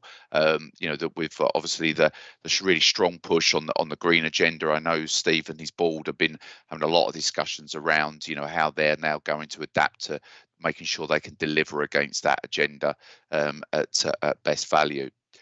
So yeah, so it is very much always going to be horses for courses. I think you raise an important point that whether we need to start actually thinking about a strategy around this in terms of trying to have it something a little bit clearer that we can discuss with members about our sort of longer term plans for this, because we will be reaching a point with, for instance, with Chalkdean, where you know, we're committed to 500 units, and we need to take a review at that critical point to determine whether, you know, it is the appropriate delivery model or whether HLL can take up more of that slack, etc. So I think all of those discussions are still yet to be concluded.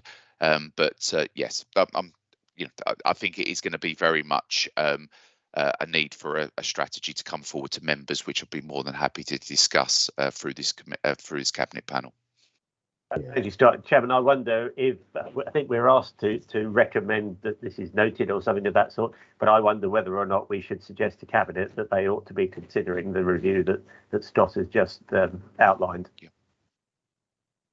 Well, if I may come in, I'm conscious that Paul Mason has his hand up to speak, but very much I say on this exchange, one of the things that I think is reassuring about HLL is that the county is not one-eyed in relation to HLL.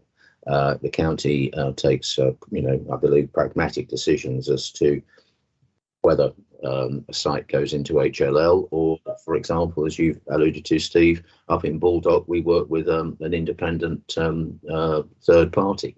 So I think that's very healthy. There's a very healthy balance, and there's not a fixation in one direction or the other.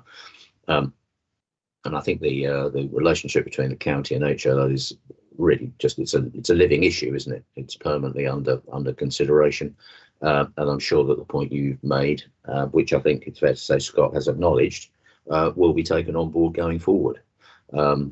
Let's get to see what Paul Mason has to say, and then we'll work towards closing this item of discussion. Paul. Chairman, sorry, I thought Sally was before me, but if you have, yeah, well, Sally seems to put her hand up and take it down. So she did get in earlier. So I think, okay, we'll go back to Sally. Come on, Sally. Thank you, Chair. Sorry, I was going to speak. I was going to let Steve go first. I think up to a point, quite a lot of it's been covered.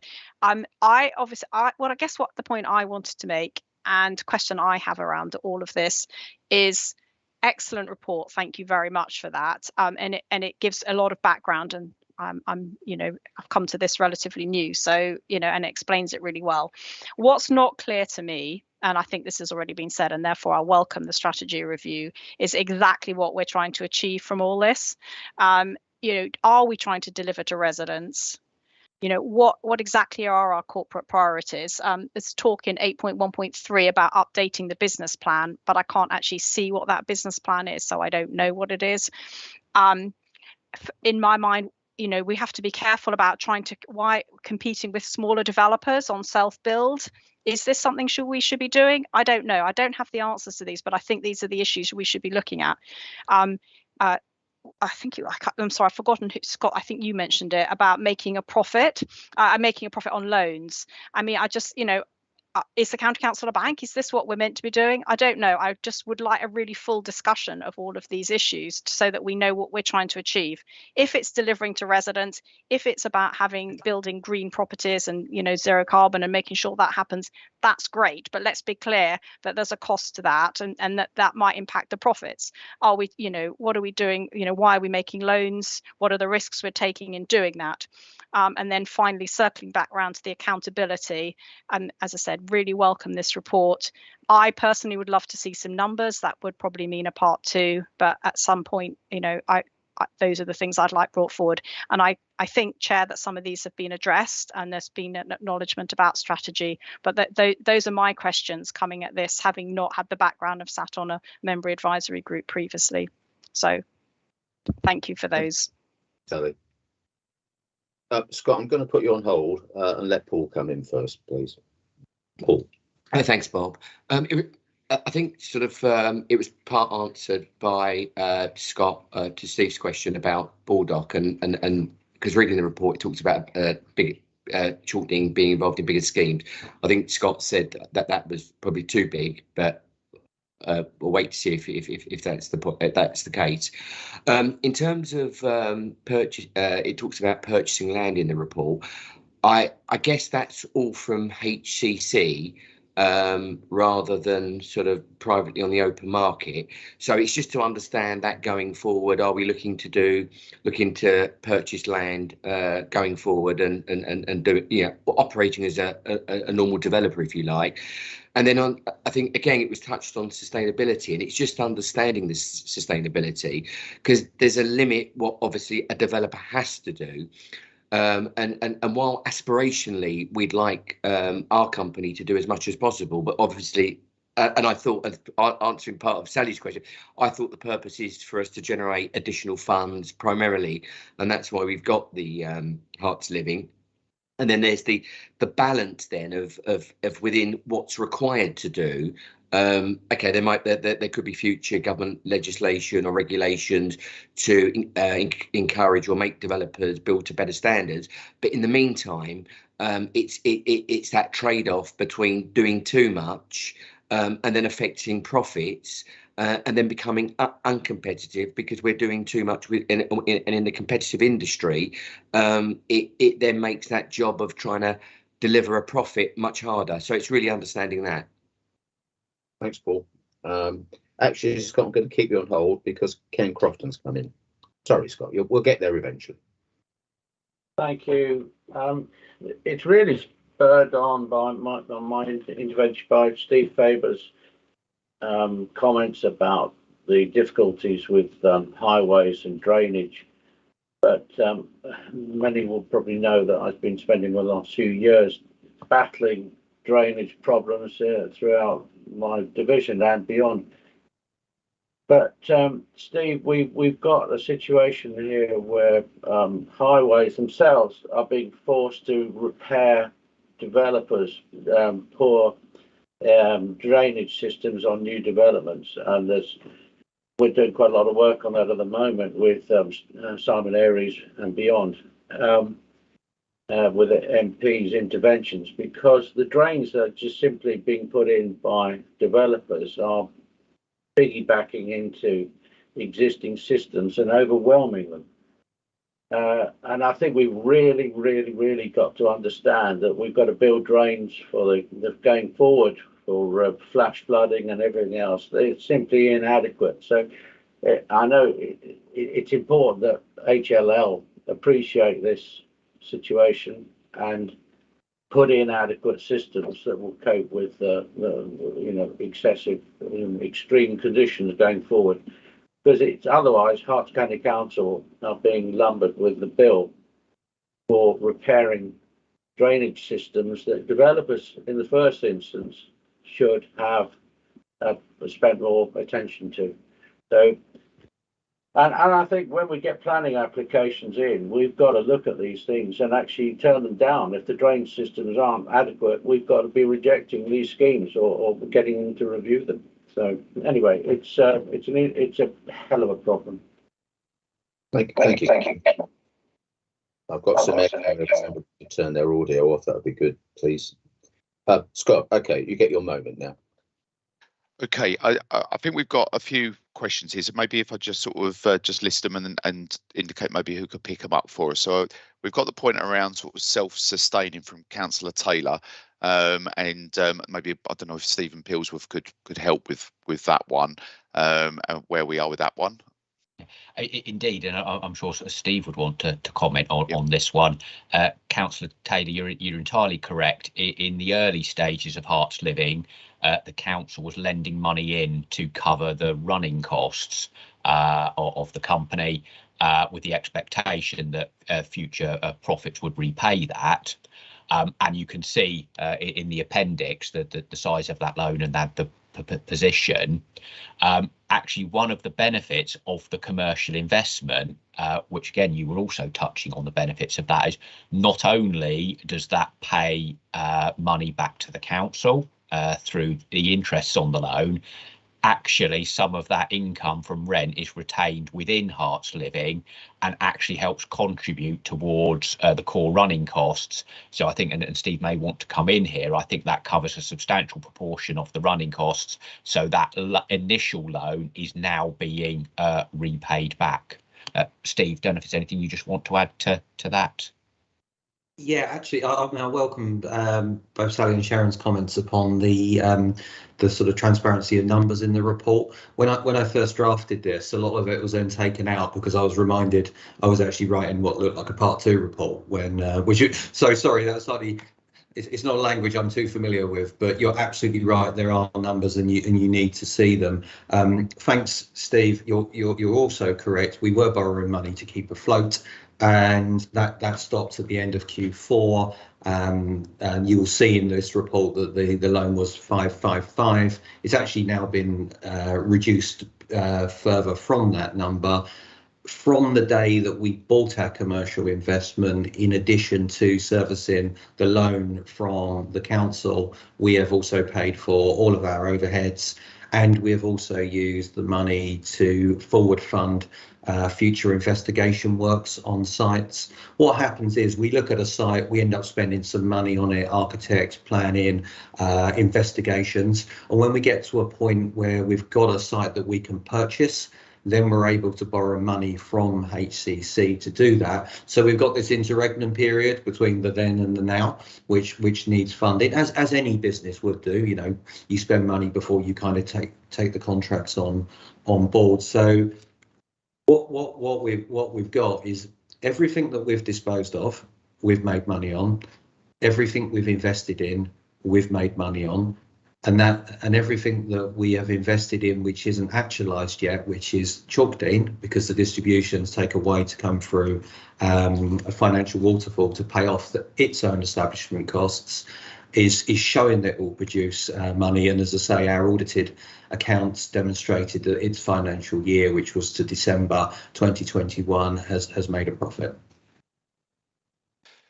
Thank you, Stephen and Steve. So yeah, and just to mention that why I think that is so important for us as a council is that there are some areas of the country, you know, ones very near our own border, that have undertaken similar sort of approaches to sort of property development and disposal of their land, that have not found that they've got themselves to that point of sustainability after a number of years of operation. So I'm really pleased with where we've got to.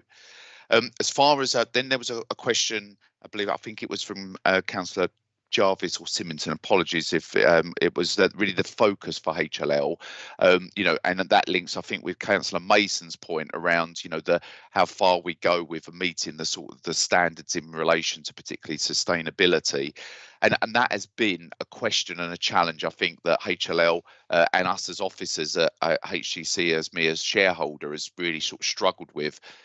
Because My original understanding for the setting up and establishment of the company was to deliver a better return for the council, for that to return to then support wider council services.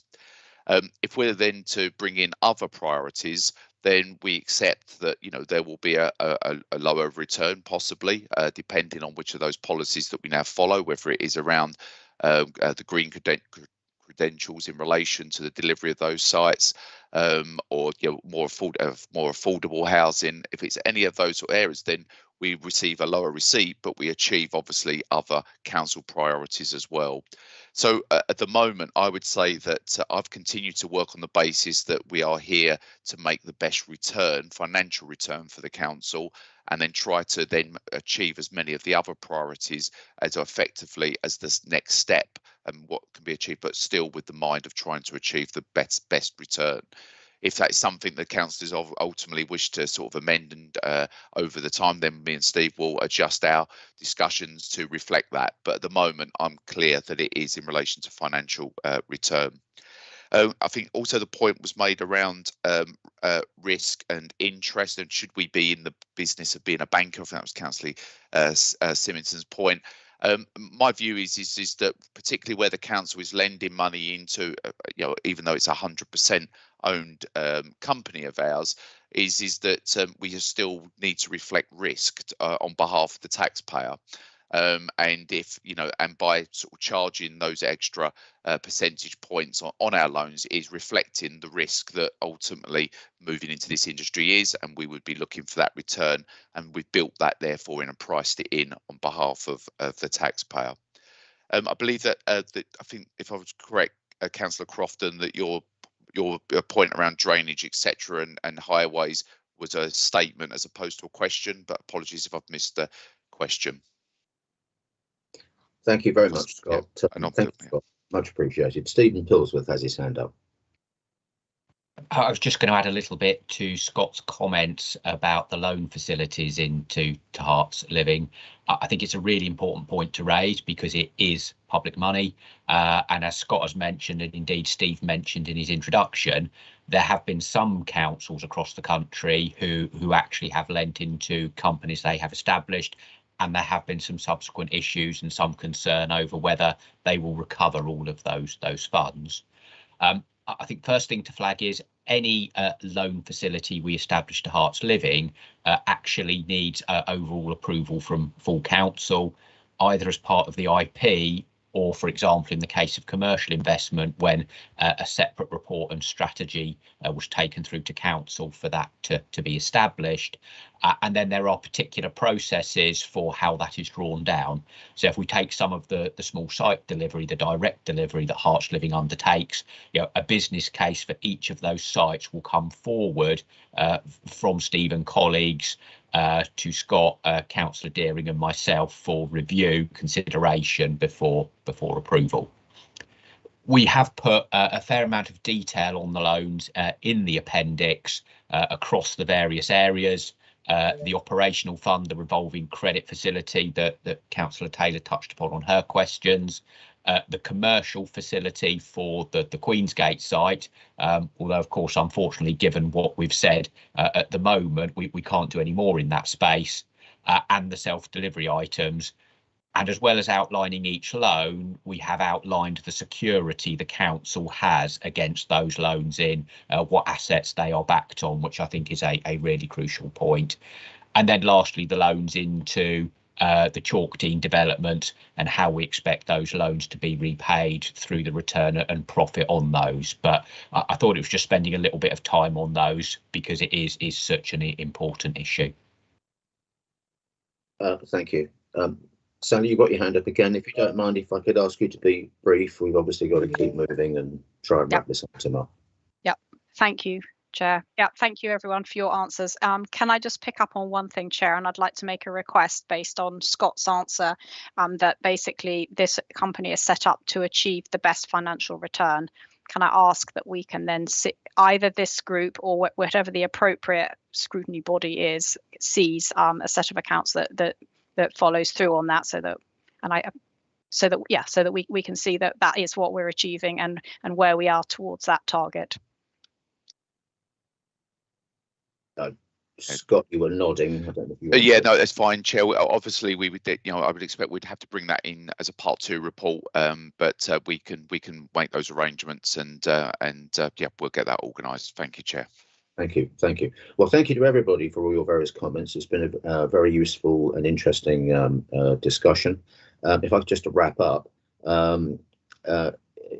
it seems to me that the direction of travel with HLL is good. I think lessons have been learned as time has passed. I think they've been learned in a good way. The financial situation of HLL is positive.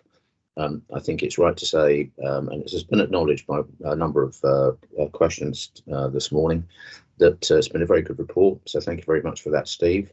And I think it's right to acknowledge that we do in Steve Faber have somebody who has the level of expertise that not so many local authorities have. And that's a very good thing.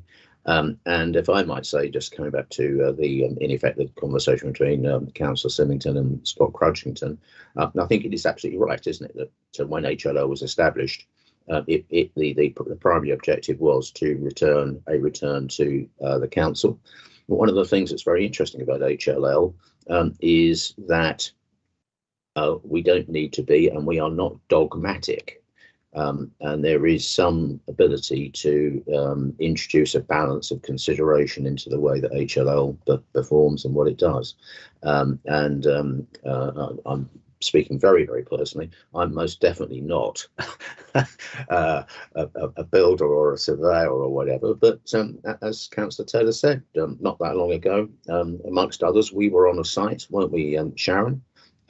And it looked pretty good to me. It got me up a ladder. So we're doing something right here. So thank you, everybody. So if I come back now, note or agree in chat.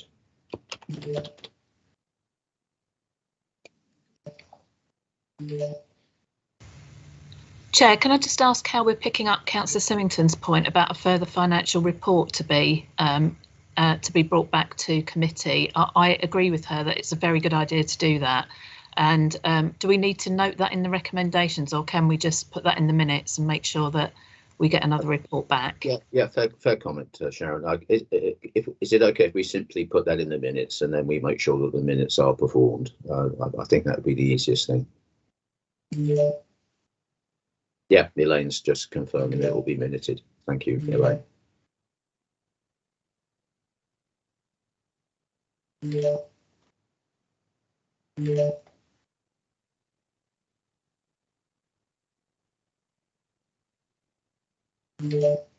Okay, we're there. Reports agreed. Now, we've been going for 1 hour and 22 minutes, according to my clock. And we're going to move on to a different type of item again. It seems to me now might be a good time just to take a short break. So we'll make it quite short. Can I just give people a break of 8 minutes? There you go. What you can do in 8 minutes. If you could all be back by 11:30, please. I'd be grateful. Thank you.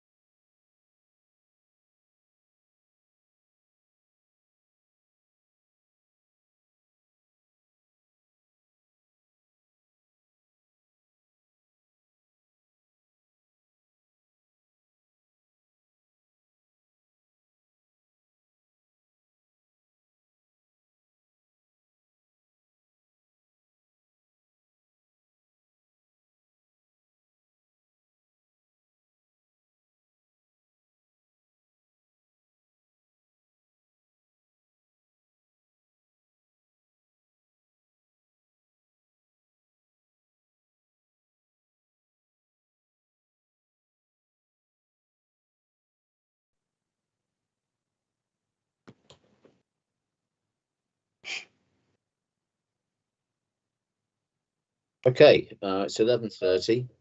Welcome back, everybody. And thank you, Elaine, for managing that break. Very helpful. We're now moving on to item 5 on the agenda. A different item again, and important. This is in relation to the delivery strategy for a new garden village in Cheshunt. I think this is going to be presented to us by Mike Evans. Since we've just had a little break, I will remind people that at the top of this meeting, Councillor Mason just reminded us that he's a member of Broxbourne Borough Council. That was good of him to do that. And I'm just going to say that there is a collaboration committee between Hertfordshire County Council and Broxbourne Borough Council in relation to this project, and I am one of the co-chairs of that meeting. The other co-chair is Councillor Cocking, who is, I think, the leader of Broxbourne Council, but also incidentally a Hertfordshire County Council. So just having done that, I think over to you, Mike Evans, please. Okay, thank you, Chairman. Good morning, all. I'm Mike Evans. I'm Head of Development at the County Council. So I think we're fortunate to have two pretty large property development projects down at Brookfield. Broxbourne have an adopted local plan. They adopted it last year. So these projects are emerging in the context of that policy position. As Chair said, we've got the collaboration agreement with Broxbourne that defines the legal relationship on how we will bring our land forward. And we've also got a legal agreement with Sovereign Centros, or with their partner now, funding partners called Sovereign Peveril, the development agreement for the second project. The two projects are, there's a garden village, which is 1,250 new homes. There's an extra care facility coming through. We've got the opportunity for a shared blue light facility, a local centre, all wrapped around the ancient woodland that's down there. So a landscape-led garden village, as I say, in line with planning policy. But in addition to that, there's an adjoining project that is being brought forward by Sovereign Peveril. That is a new town centre, which is a pretty remarkable thing to do in today's world, I think. But it's all to do with the economics and the location and the sort of spending profile that's down there. That we've got a really good developer that's accelerating, I feel, in their sort of due diligence and bringing their site forward. And the town centre has been an aspiration of Broxbourne for many years, I believe. So it's pleasing to see it coming through now, and it'll provide circa 200,000 square feet of new retail, about 100,000 square of leisure, 250 dwellings. There's a care home.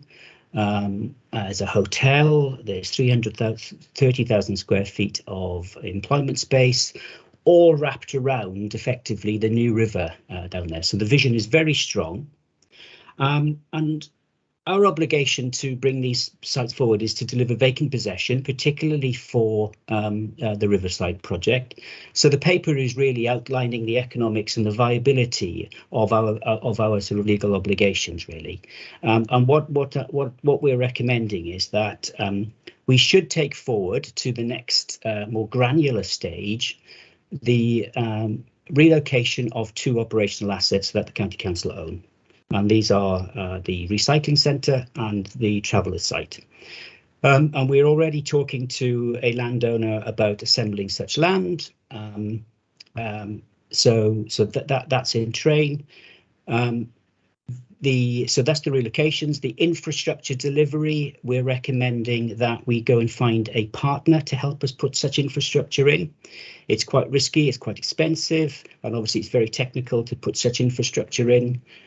So we're recommending that we go and appoint a partner. So we're recommending that we go away and do a lot more due diligence to actually take that to a much more granular position. We'll go and identify the sort of refined relocation costs, define the purchase position, put the land purchase position, and of course go and find the infrastructure delivery partner. All of those refined positions will then come back to Cabinet, and I'd suggest within the next 12 months, 8 to 12 months, with a much more reliable and confident cash flow provision. And I think it's reasonable to say we're confident the project is viable. The project is viable, and it's quite heavy in terms of the upfront cash flow, but the economics does strongly suggest that overall, particularly with the Garden Village, we will produce a net return on that investment. But of course, not only is there a financial return on that investment, we are playing an important role in the sort of two place shaping projects that we've got in front of us. So that's broadly the project. Thank you very much indeed, Mike. I'm just moving on to different screen. Yes, thank you very much, Mike. I'm looking for hands. They don't need to be hands. If we've read the paper and the paper speaks for itself, that's fine. I've got a hand from Steve Jarvis. Yeah, I was interested about our sustainability goals in this project, and when I looked at the sustainability impact assessment, I noticed that the section that covered greenhouse gas emissions, which I suspect was the one that was going to answer my question, doesn't seem to have been completed. I assume that's just an oversight. I think it will be an oversight, Stephen. I can take that away. The interesting thing about this site is we assembled the Garden Village land from the vendor, and the purchase price there sort of has controlling interests on us on how we sell the land. So we're not in total control on the sort of the full green agenda as much as we want to. There are one or two ideas emerging on that, which I don't think we should go into now, but the original acquisition contract does control what we should do. Okay. Well, I mean, I think it would be useful if the sustainability impact assessment could be updated, because I think we understand that there are some areas where, for historical reasons, we perhaps can't achieve as much as we would if we were starting from scratch now. But nevertheless, we do need to understand what we are able to achieve to support the Council's ambitions. Yeah, we are recommending that for our new relocated operational assets, they are designed and built to zero carbon in operation standards. It's one of the recommendations. Question as to how far beyond that we can go, but I've said that needs to be looked at. Thank you, Steve. I think well made point, and you've taken that on board, haven't you, Mike? Thank you. Yeah. Sally. Chair, I think you've partially answered one of my questions, which I'm slightly concerned because I don't think I'm going to mention any numbers, but I think the issue about the new operational assets being designed to be operated in net zero carbon basis is actually mentioned in the Part 2 papers, although it doesn't. I guess it has a financial implication, but there's no money beside it. And I've just followed straight on from this. This wasn't my only question. Was the extent to which, and possibly you've answered this, the extent to which the whole development can be prevailed upon to be net zero carbon? I don't know what influence we have in that, but that will be useful to know. In terms of the other questions that I had, so I'm just trying to find my notes on this. Obviously really welcome, the idea and the concept of a new town centre. I think that's really exciting. Mike, you've obviously raised, you've given a qualified, what I take as a qualified kind of assessment of its financial viability rather than an enthusiastic one. And that doesn't mean it shouldn't go ahead, but I think obviously we need to be sort of cognizant of that when we're doing it. You mentioned that the upfront cash flow is very heavy.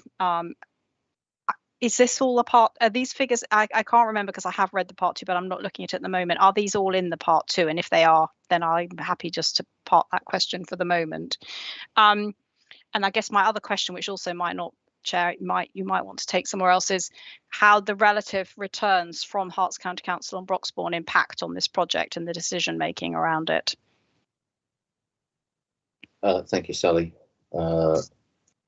Not being funny, not so sure that there's so much to answer there. I think it's more a case of points noted, but Mike? No,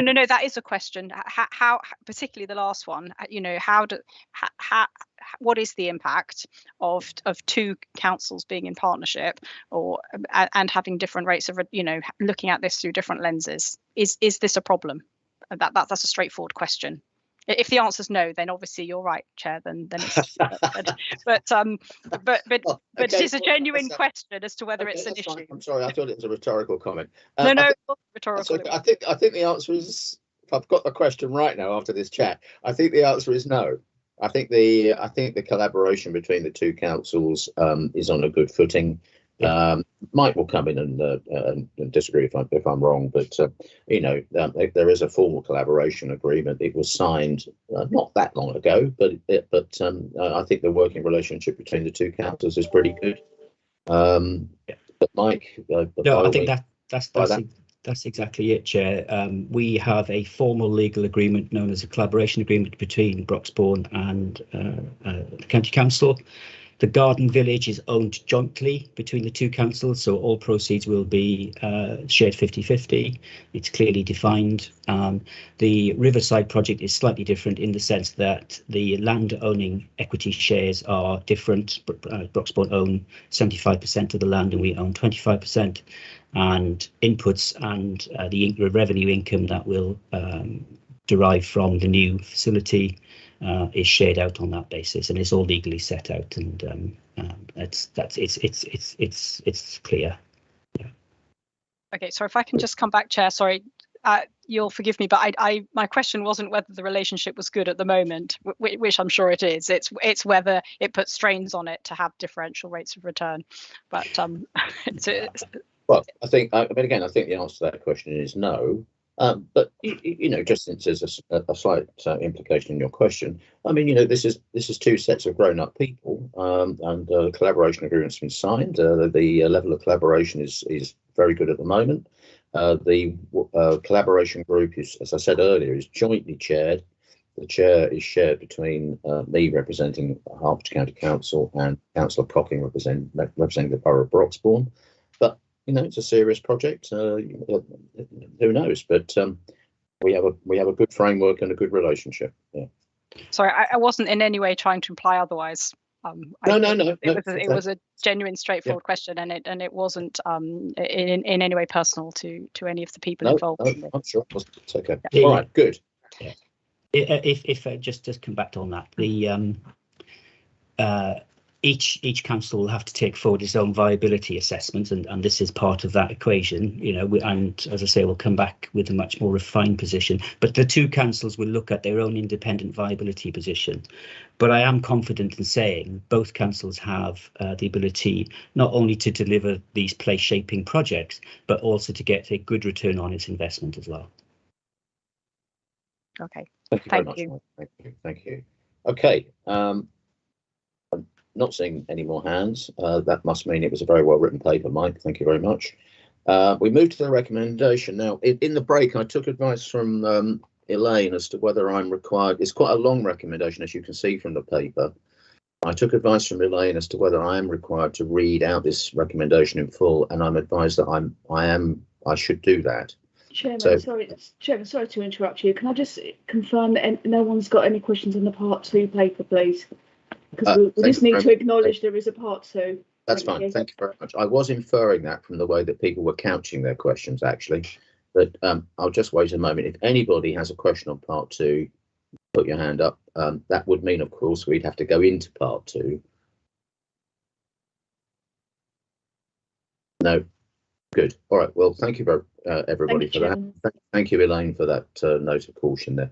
All right. So I'm afraid I'll have to read this, what I propose to do is read all of it, and then invite the panel to note their agreement or not, as the case may be.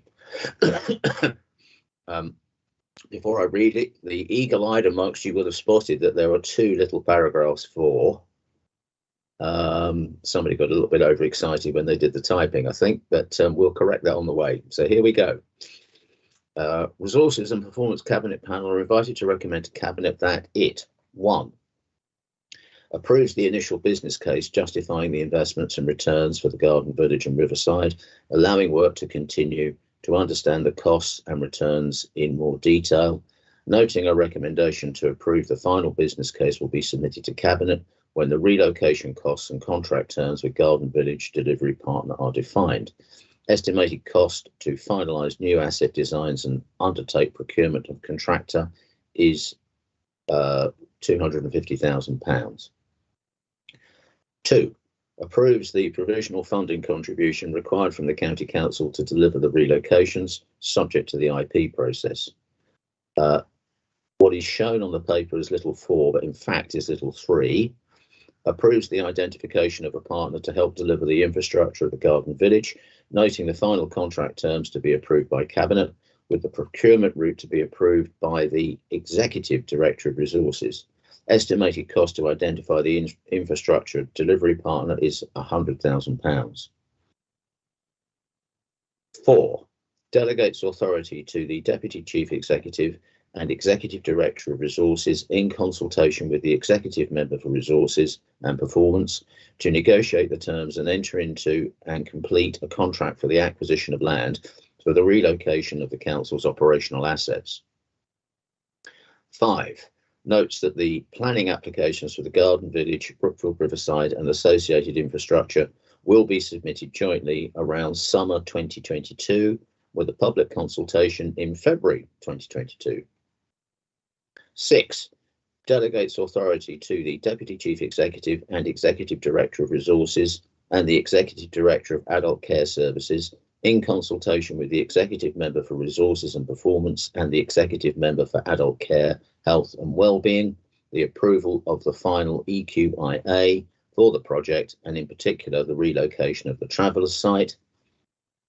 8.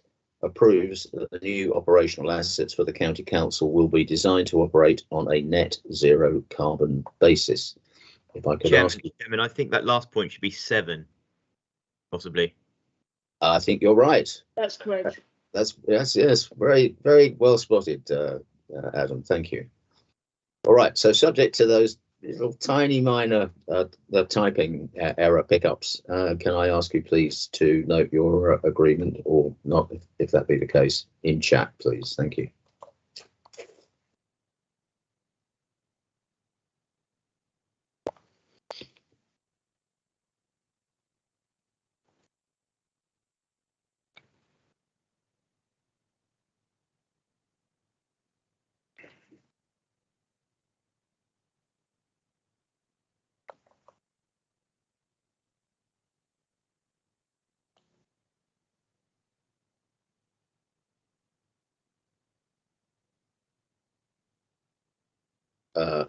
Thank you very much, everybody. I'm pleased to say that that was unanimously agreed, and that's very, very positive. Thank you very much. So we can now move on. We now move on to item 6, which is in relation to the agreement of Hertfordshire County Council's corporate plan for 2022 to 2025. I'm very pleased to say that this is going to be led for us today by the leader of the council, Richard Roberts. It's very nice of you to be with us, Richard. Thank you very much. Over to you. Thank you very much, Chairman, and thank you to panel for indulging me to join you this morning. I'd like to introduce the new corporate plan rather than go through the detail of it. I think you've probably had the opportunity to read it. And I do apologise. What you've got is the words, and there is no intention of the words changing per se, unless something very radical comes out from this morning. But the visuals will be are being added as we speak, and will be ready by next week. I think just to set the context, I'm a relatively new leader new from May of last year, and set priorities in the area of environment, sustainable development, and health and well-being. And I think as time moved on, it was quite obvious that those didn't lie comfortably with the previous corporate plan. And as we planned for our budget of this year, our IP debate that you've been agreeing on and looking at this morning, it felt that the corporate plan should start to be guiding that IP and leading us to a different way of thinking, so that these priorities start to wash through not just our own organisation, but through the external environment that we work with, our collaboration with health, the voluntary sector and our business community. And I think, if anything, in the sort of 10 months since I became leader, these priorities, and especially the fourth and fifth, if you like, to deliver excellent services and to take us out of COVID with reflecting on health and well-being and the importance of that and the COVID recovery, I think has become more important, not less important. I think our population of 1.2 million people and our business community that generates 40 billion for the exchequer every year wants us to make sure that there's a very, very special place, which is Hertfordshire, is reflected in a concern for the environment, a concern for sustainable development and the standards that go with that, and that health and well-being, moving the needle, hopefully, such that our population has the opportunity to thrive in the way that we would like them. I would suggest that we've already started to reflect some of the changes in the corporate plan. So, for example, there is now an executive director of sustainable development. We are shortly going to recruit a director of sustainability, and there is a new director of previously, of course, that would have been assistant director, but a director of inclusivity and diversity, and particularly reflecting that need to drive diversity and inclusion right to the DNA of our organisation. We are a really special place. One of the things I have come to learn, the inward investment in TV media and film production in the south of the county, and the biopharma and cell and gene therapy work, particularly centred around Stevenage, are globally significant. We have two globally significant sectors within one county. That makes us a special place, and I think it's why this corporate plan reflects both the needs of our 1.2 million people and of the business community to make sure that we keep the standards and the growth and the protection and the sustainability issues to the fore. 2030, of course, is a key date when we are hoping that our own organisation will be carbon neutral, and there will be a number of changes, particularly around how houses are built, for example, about builder control, about energy usage, that will flow from this corporate plan. And I genuinely hope that through this plan that we can see that there is a real emphasis on being healthier, greener and cleaner right across Hertfordshire. And I'm really, I think those are my words of introduction, Chairman. I'm more than aware, and my thanks to Alex and his team, who have put together over quite some time now, and quite thoughtfully, this document. And if there's any sort of, if you like, technical questions, then I suspect that they are addressed to them. But I'm here in the background if anybody wants to ask me a question directly. Thank you very much. Thank you very much indeed, Richard. Much appreciated. So we do have some hands coming up. In this order, we've got Tim Williams first, and then Sharon Taylor, please. Tim. Thank you, Chair. Much appreciated. And I have to say much appreciated to Richard here for coming along this morning to our panel and to present this directly himself, which I think is good because it is the corporate plan. It is coming from the leadership, from the administration, so that is appreciated. And yes, I would agree with Richard. Hertfordshire is very much a special place, and in effect, it's us as the elected officials on Hertfordshire County Council that we remain a special place, and that's our role to do that. And yes, it is noted the change of emphasis coming along in this corporate plan, and it's probably no doubt with your personal input there, Richard, as the new leader of the council. And it is noted cleaner, greener and healthier Hertfordshire, which is all welcomed attributes. But how do we actually define this? What is the starting points for these sort of broad titles? How do we measure it? How do we review it? How do we judge its success? And then my final question to Richard there, how do we get these emphases fed through to all aspects, all areas of the council itself? Thanks, Tim. Richard. Would you like me to answer that, Bob? Well, I think it was. It depends. Sometimes I take questions in groups, but that was quite a wide-ranging question, I think, Richard. If I might just say ahead of any other questions, Richard is here, and I'm sure we'll be very happy to deal with anything. But just in terms of time, we just need to be a little bit cautious about opening up an enormous philosophical debate this morning. Or in fact, yes, we are still this morning, but just keep that in mind, and then Richard will comment, and then we'll see where we go. Thank you. Okay, I think this is absolutely, Tim, coming back to address your points in order. We have a brand new health system landing as we speak, going live in shadow form in July. It's absolutely right that we engage for our residents with that, and their 10-year plan, the NHS 10-year plan, is all about how we integrate health and social care, and therefore the health and well-being of our wider residents. So that's spot on. Sustainable development. Only yesterday morning, the HIDB, the Hertfordshire Infrastructure and Development Board, is working with industry to find the highest possible standards, of which a number of leaders, one of whom's on this call, was there, leaders from right across our county, and officers, but also industry as well. And that conversation takes place, and that will lead to defining what sustainable development means in Hertfordshire, highest possible standards. And then in terms of environment, we are committed, as you know, to increasing biodiversity by some 20% on our own estates, but we'll be working with others to achieve just that. The measurement of that absolutely has to come down through our panel process, and all of that intent has to wash through our organisation. And that's what I would wish for, and have wished for in essence, for the last several months. Thank you. Thank you, Richard, very much. Sharon. Thank you, Chair, and thank you, Richard, for coming along yourself this morning, and welcome the changes of emphasis in this plan.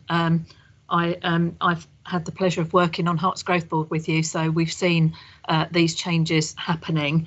And you know, we're at a time of great change. We've got Herts Growth Board work, we've got the integrated care service, COVID recovery, which we all need to turn our minds to, and climate change, of course. 4 really big things there. There are others. I agree with you about the globally significant clusters of industry that we've got in the county, and we do need to shape our county to deal with having those global industries here. I've got a few questions about, first of all, are there other? I appreciate this is the administration's corporate plan, and I'm not going to interfere with that. That's in your prerogative entirely. But are there other opportunities to contribute to this when the detail that sits underneath this will come forward? Because I think that would be helpful. But my questions immediately were, first of all, in the growth section, the Herts scheme highlighted once more, and I've mentioned at the Herts Growth Board that there are other very key infrastructure programmes that we need in Hertfordshire, one of which is the digital capacity for the county. The other one is the infrastructure related to climate change, so energy and all those things that we're going to need to tackle climate change. And I just want to make sure we don't overemphasise the Herts scheme. Of course, if it gets funded, will be great. But if we only put that forward as the only infrastructure project we're interested in, I fear we'll be we won't be doing the county the best service, because we've got other things we need to do. And then, of course, there's the funding issue around infrastructure. We've got a £6 billion funding infrastructure deficit in the county. That's not mentioned. I think we need to think about how we're going to tackle that. Under healthy and fulfilling, we know that we've got particular issues with SEND in the county. All of the consultation on the IP, which Alex has gone through with us this morning, talked about youth services and provision for young people. We also have a major issue with violence against women and girls, which would be in the safety part of that. So I hope they'll be thought about. And on the equalities side of it, we have an extensive community wealth building programme in the county. I'd like to see that highlighted, because the economic inequalities do lead on to the health inequalities and all the other types of inequality we see in our county. On the cleaner and greener, I think there's, you know, it's good to see a strong emphasis on that in this plan, but we do really need a proper funding plan for this. I know we've said it on this panel, we've said it through the IP process. we need a proper funded plan for how we're going to get to net zero by the target date. And, you know, I think forward planning that and making sure that we are on target with our spending for it will be the only way we're going to make sure we are going to deliver net zero by the date we want to. And lastly, back to the growth section again, I do think that we need to find a way of making sure that it's in these two vitally important economic clusters we've got, that it's local people that benefit, you know, from the job opportunities, the skills, the apprenticeships, all the rest of it.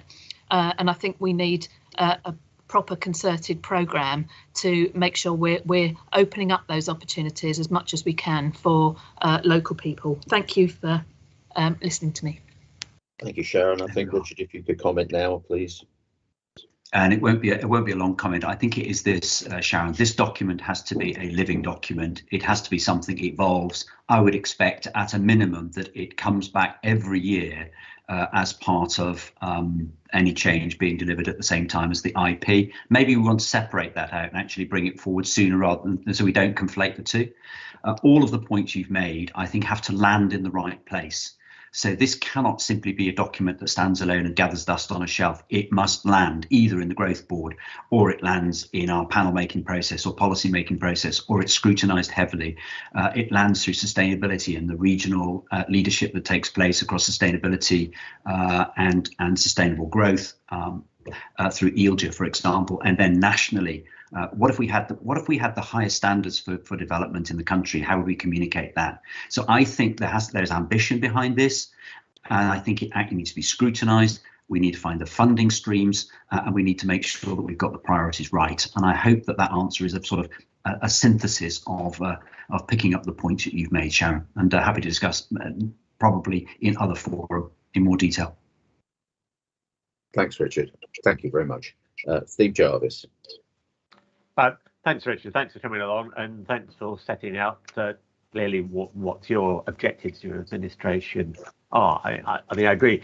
Some of the points that Sharon made, particularly about the identifying a funding stream for the delivery of sustainability, is something that I think is vital, and we need to be able to scope the size of the problem we're trying to address.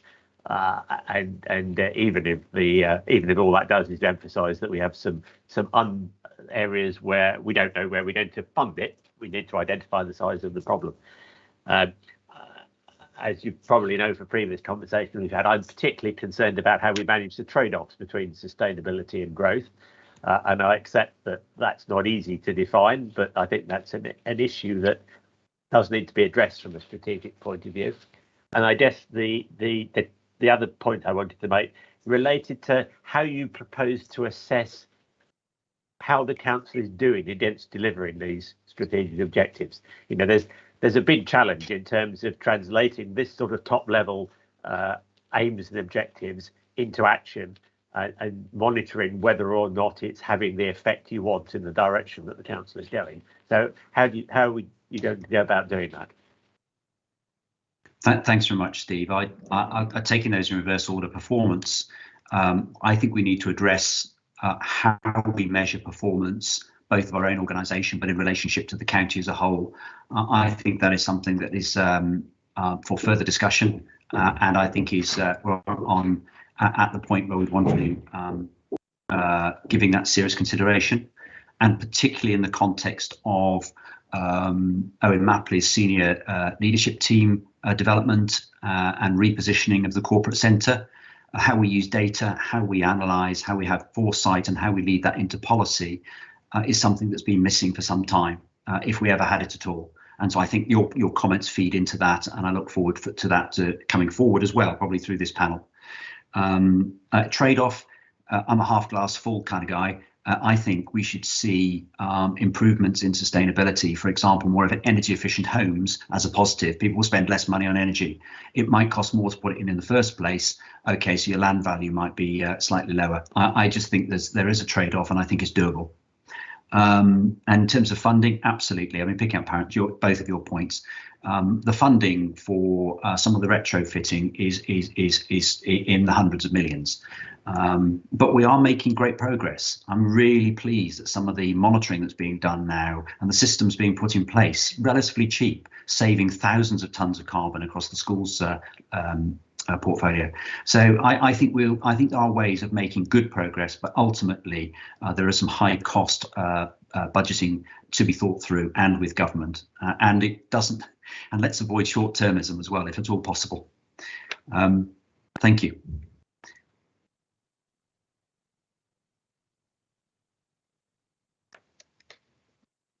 Sorry, I was muted. Sally. Thank you, Richard. Sally. Yeah, thank you. Sorry. Oops, I've flipped my thing up. Thank you, Chair. Thank you, Richard. Add my thanks to everyone else's for coming along. Really good to hear you present this, and a really kind of welcome change in some of the key things. Taking Chair's lead, I'm not going to talk for too long, but I did want to just add one further thing, or just reiterate it really from a Lib Dem point of view, and that is, absolutely, as I said, really welcome the sort of the greener and healthier. But one of the key things that isn't mentioned in one of your core priorities is a fairer, more equal Hertfordshire, and to develop and basically to deliver on your opportunity for all, we have to help work towards reducing inequality, and those inequalities have been exacerbated by the pandemic and the other aspects of the cost of living crisis that's now facing us because of the cost of changes in energy prices, cost of food, the food inflation, and so forth, all feeding through. So I guess if it's a question, and I'm sure the Chair would like me to actually ask a question, which bit of your corporate plan addresses these? And I would like to see them front and foremost of the policies. I mean, I will reiterate what my other colleagues and others have said about seeing the follow through from the corporate plan and the financing of some of these things, but also that applies to inequalities. So thank you, Sally. Got the question. Well done. Thank you. Thank you, Sally. Good point. It's not everything. Delivering excellent services is what we do, is what we aspire to do always. Delivering excellent services is addressing diversity and inclusion and inequality. It's why we do them. Helping people to help themselves is what local government does. And I don't think there is something separate to that. It's what we do. It's in our DNA, and it should be. So it doesn't say fairer, and it doesn't say safer either. Now, I know there is crime, and I know there is anxiety, and I know that we absolutely need to address the issues that have arisen about violence against women and girls. But I think you have to choose priorities, and I've chosen them with colleagues and with you today. And I think those are the priorities I think that need to wash through the wider the organisation, but across wider Hertfordshire, and looking up externally as well. And so it isn't that they're ignored, because by delivering excellent services, we address the effectively nearly £1 billion budget that we spend every year. But if we're simply monitoring the budget, then we are not a political driven organisation, and this administration has views which rise and wash through what we do. So I hope that's a reasonably succinct explanation. So thank you, Sally. Thank you very much. Thank you very much, Richard. Just looking to see if there are any more hands, and there are not. Before we move to the recommendation, which I'll read in a minute, everybody is thank you for being with us this morning, Richard. It's now tipped into this afternoon as I say that, but we are, yes, indeed, but we're very, very grateful to you for being with us. And I think we all really appreciate the ambition that you demonstrate. And as everybody says, we all believe in Hertfordshire. Hertfordshire is a very special county, and it deserves ambition, and we're very, very appreciative of the ambition that you're showing. So thank you very much. So if I can now thanks to you, Richard. Thank you. So if I could now then turn to the recommendation on the paper, which again I will read. So this is in respect of item 6, and the recommendation is as follows. Resources and Performance Cabinet Panel is invited to recommend to Cabinet that it approve the Council's new corporate plan for 2022-25, subject to any minor amendments made prior to its publication.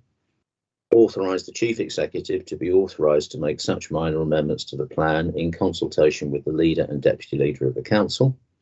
Note that the approved corporate plan will be presented to County Council on 22nd February 2022, when Council will be asked to note its contents. If I could ask you all to go into chat and agree or not, as is the case. Thank you.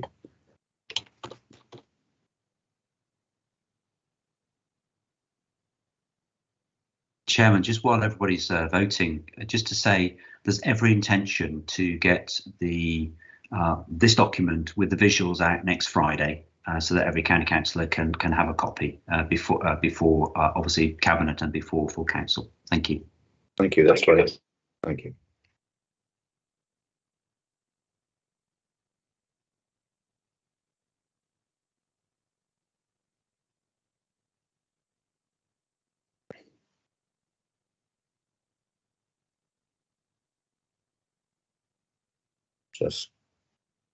Just waiting for Elaine to track the voting.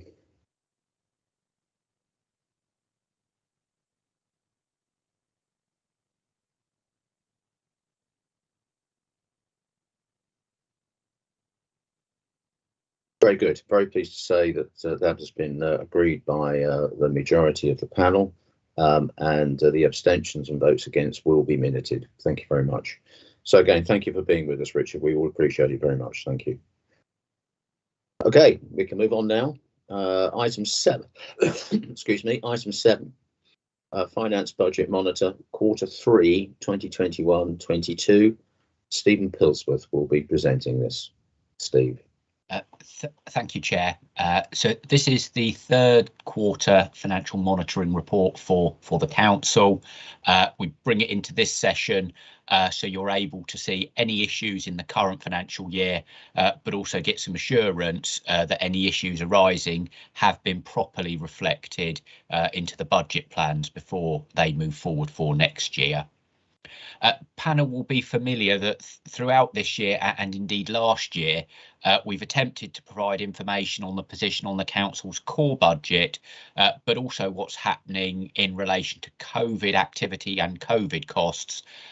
But almost inevitably, there is overlap between those two areas. For the council's core revenue budget, we are forecasting an underspend of just over £700,000. Which is an improvement since Q2, where actually we were forecasting we were likely to be overspent. I think it is important to recognise that there are a number of issues within that 700,000 underspend number. Firstly, there are actually overspends on some of our transport services for children looked after or children with SEND. But equally, there are some underspends on property rental income and our debt financing charges. And I can confirm that those items there that are ongoing into next year are factored into the budget plans you've seen in the IP. With regards to COVID activity, again, members may recall at the start of the year, we set aside a pretty substantial fund to help us deal with some of the COVID issues arising, and that funding has been critical to our response during the course of the year, be that support to adult care providers, for the extra numbers of children looked after, or indeed making sure we can deliver other services safely during the pandemic. I think it is worth noting that in that area, actually issues are changing and developing all the time. So we had previously thought that actually many of these issues would be reducing and perhaps coming to an end within this financial year. I think actually given particularly the Omicron variant over the winter period, a number of issues are now likely to continue into next year, and in a number of cases we'll need to make sure the funding rolls forward to help us to deal with those. And indeed, the pandemic lasting longer than I think we had all hoped is also seeing new issues emerge. So you'll see in this report, and indeed at the adult care scrutiny, there was some discussion about precisely that issue and how that's impacted, for example, on waiting lists and how quickly we can assess people. So you'll see in this report we're using some of the available funding to help us tackle that. Then, of course, on top of those day-to-day service delivery issues, you'll be, of course, familiar with the Council's COVID recovery strategy and the funding we put aside and members agreed back in the summer with the strategy approved in autumn to try and help with some of those recovery ambitions. And again, there's further detail on progress on these areas within the report. Again, I think another area where the continuation and the need to respond to the Omicron variant has impacted on some of those projects. Then just lastly, the report, as usual, outlines the position on the capital programme. And indeed, there is a recommendation for reprogramming of some schemes and projects, particularly around some of the school expansion and repairs and maintenance activity. And that's detailed further within the report. And with that, happy to take any questions on the monitor. Thank you very much. Thanks very much, Steve. As always, much appreciated. Thank you. I'm looking for hands, just to let them come in. Okay. Got Sally Symington, and then Sharon, and then Tim Williams. Sally. Thank you, Chair. Yeah, thank you, Stephen. Well, obviously, really welcome and congratulations on the revenue side of it. It must be, really good news to see that we're on target for the full year with an underspend currently. That gives you a bit of leeway in Q4. What I wanted to ask you about is the reprogramming, and I know you've obviously addressed it, in your intro, but it is a recurrent theme in all these meetings that every time we have a quarterly budget monitor, there is an element of reprogramming, and these are quite large and significant amounts from previous IPs. So we've already reprogrammed 134 million. This is a large percentage of what we're trying to spend, and I understand that there are reasons, but either we are not budgeting properly in the first place, or there's a problem with delivering on the repairs and maintenance, getting the planning permissions, the other reasons that we're unable to follow through on our promises. So we're basically failing to deliver to our residents promises that we've made to them, and we're also failing, particularly children, by not repairing the schools and keeping them in good order, and we're not helping our asset base in doing that either. So my question is, how do we address this? Do we adjust our budgeting and therefore reflect more accurately what we can actually achieve, or are there fundamental problems or problems that can be addressed within the areas where it's falling short? Thank you, Sally. I'm just going to let Sharon come in so that maybe Steve can answer some of these questions on block. So Sharon, please do. Thank you, Chair. I agree that it's good to see that we've got a bit of a head start on Q4 with an underspend, but it does, to a certain extent, it's not clear from that we do have areas where there are very significant pressures in the budget. So they're still there, those pressures. And I wanted to speak particularly around the issues in children's services, the SEND, the home to school transport, special guardianship orders and so on, which I suspect will be more of a long-term pressure rather than a short-term one, and have definitely been exacerbated by the COVID crisis. So I just wanted to flag up now, Chair, that we may need a much more detailed. I know there are some measures being put in place in the IP to deal with this, but I think we might need a more detailed report of this when we get into the next financial year, so that we can see whether the steps that have been taken are providing sufficient resilience in those areas.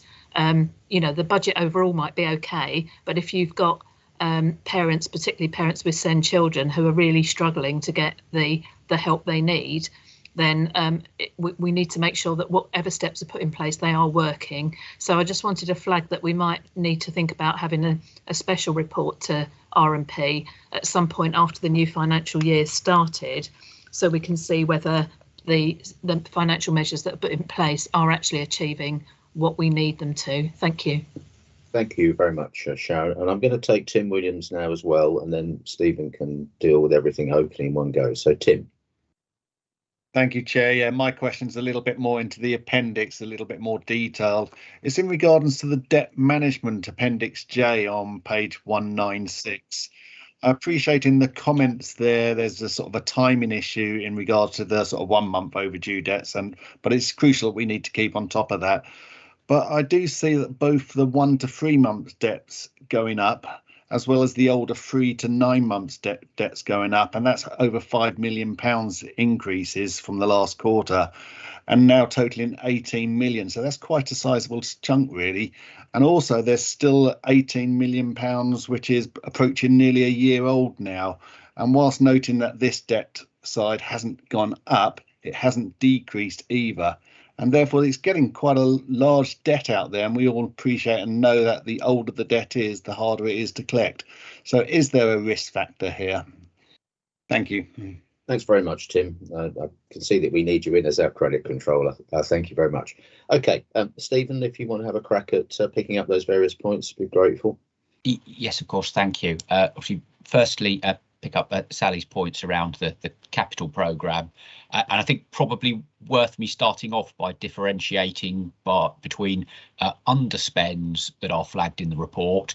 That is where schemes are coming in less than expected in terms of their cost, or we don't need to do as much activity in that area and the funding is not going to be needed, versus reprogramming, where we still need to do the activity and the investment, but it is just a timing issue, and those schemes are not proceeding as quickly as we had originally anticipated. And it's those areas I think Sally's particularly drawing attention to. Now, in terms of some of the issues behind it, I mentioned some of the school activity. I don't believe that any of those issues are causing particular problems either with the target opening date of some of those extensions. And certainly if works to schools were critical or of a safety nature, then they would go ahead. It's clearly when can they be programmed in, a number of them having to be worked into a holiday time, and if a certain holiday period is missed, then you can't just turn up a few weeks later to do it. It rolls forward to the next holiday. So I don't believe the items here in themselves are having an adverse impact on service delivery, but nonetheless the forecasting I think could be better than it currently is around those areas. I think there is some nervousness around departments when they're doing the forecasting, that if they outline the spend's not going to happen until next year or the year after, and then they can deliver early, they might not be able to have access to that funding. Where actually I've never turned down a request from any department that says, I can actually deliver this capital scheme earlier. Can we have access to the funding now? So we can, and I think we need to continue to challenge that. I think, Sharon, in terms of the points you made, you're absolutely right. We should never be relaxed just because it seems like the current year is under control. And indeed, from the IP items, it looks like we're in a reasonably good place for next year. Those pressures are always there and are only ever going in one direction, i.e. increases in demand. I think you're absolutely right to raise the SEND issue, because actually a lot of the cost of providing services to children for SEND actually falls on the dedicated schools grant. And whilst we report on that within this monitor, and indeed in the current year, it looks like the particular element of that, the high needs block, again, there's no particular pressures there. We know that there is going to be hugely increasing demand for spaces, support for children with SEND in coming years. So I know there are particular plans around that, including the SEND strategy, which, as well as responding and making sure there's sufficient resource within children's services to help with assessment and support. Actually, also there's significant investment in the capital programme, which will see further school places being developed. And I believe the first school development in the west of the county, the specific proposals on those are coming to Cabinet later this month. So hopefully we will see really quick progress on that. I think lastly, Tim, your question on debt, I think again a really important point. It's something that can quite often not have the attention paid to it needs, and if you do let debt get out of control, then it's very, very difficult to recover that. I think it is worth flagging in terms of the summaries we have in the report, and indeed the income the council collects generally, the vast bulk of that is for services in adult care, and for those users for whom they pay for some element of their services. In some cases, payment for those is received as we go along, either from the individuals themselves or sometimes from their families. In a lot of cases, actually that income is gained from the estate when unfortunately the individual is deceased. So of course, actually we are not going to collect that until such time, and in some cases that can be a number of years. I think what would be helpful if we could get it into the report is some analysis on the breakdown of that. So I'm happy to go away and see if it is possible just to either on a regular basis or as a one-off to get that sort of assessment, so we can see what the council's potential exposure is moving forward in that area. Thank you very much indeed, Stephen. Very good answers to those perfectly pertinent questions. Much appreciated.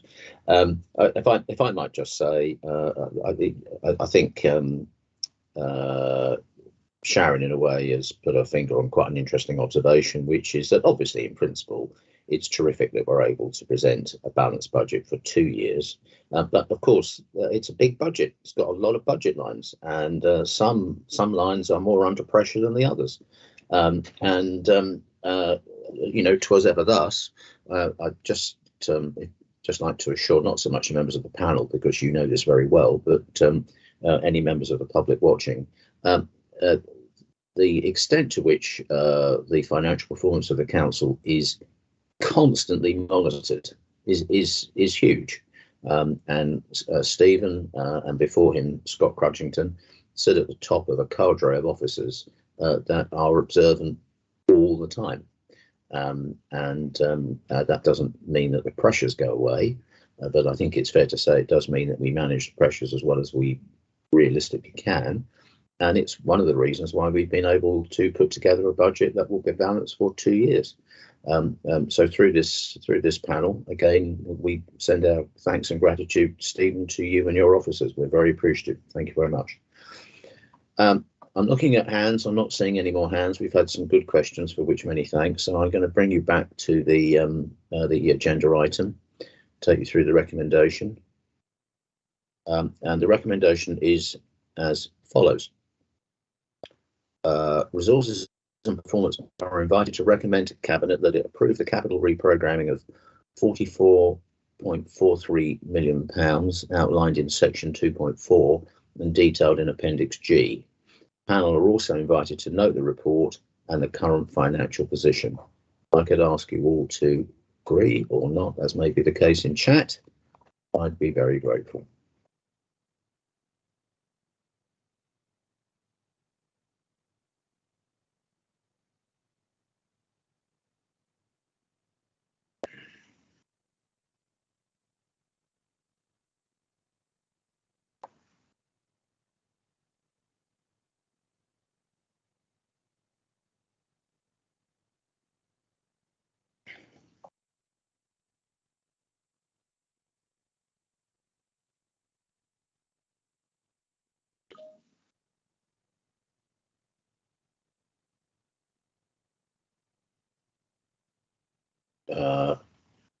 I'm just going to just check with John Graham. John, have you been able to vote to demonstrate your view? Yeah, sorry, I'd just taken an important phone call. There's an issue happening, so apologies. I was away for 2 minutes. Am I allowed to vote? I was listening to most of the conversation. I haven't announced the outcome, so I think you are allowed to vote, John. Yeah. Right, okay, I will just say agreed. Well, I'll say noted. Thank you. Thank you very much. Okay, on that basis, we have a majority agreed. So thank you all very much. And indeed, it may be that with John's vote, we're now unanimous. I'm not sure, but we're clearly majority agreed. So thank you all very much for that. All right, moving on. Item 8, Adult Disability Service Accommodation Strategy. Yes, he's here with us. I'm going to ask Mark Harvey, please, to present this to us. Thank you, Chair. Thank you, councillors, for giving us the time to represent this strategy to you this afternoon. I have a colleague, Alison Spalding, with me as well, who I say Alison has done the vast majority of the work and co-production on this, so is with us and we're able to answer any more detailed questions as well as we go through the presentation. I'm just really going to introduce to you a tiny bit of the background and the 3 main principles of this strategy, then obviously allow you to ask any questions or clarifications for us. But I think it's fair to say this is a strategy that we have waited for and is something that's much needed for adult disability services across Hertfordshire. So we're really pleased that we've got to a point of a strategy that really covers off 2 key bits for us. One is to ensure that we have the right knowledge and direction to deliver on the correct accommodation for Hertfordshire citizens who may have disability and require care and support needs, but also to develop a strategy that allows all of our partners to do exactly the same, whether they're borough and district councils, whether it's the NHS. It helps them define their own local strategies around accommodation, but also to work very closely with us and the county council to not only bring in further income and capital for this, but to ensure that the connection between social care, tenancy, being a citizen in Hertfordshire is closely joined up. So we're really pleased that the strategy, we think, does that. The co-production strategy has been quite extensive, so all of the borough and district councils have been engaged through Alison. We have worked very closely with citizens across Hertfordshire to understand what their needs are, what they are, and what their aspirations are as well in terms of accommodation, from very young adults and from children's services through to older adults in our services. And we've done that in the spirit of not actually consulting on what we plan, but actually getting them to co-design what this strategy should look like.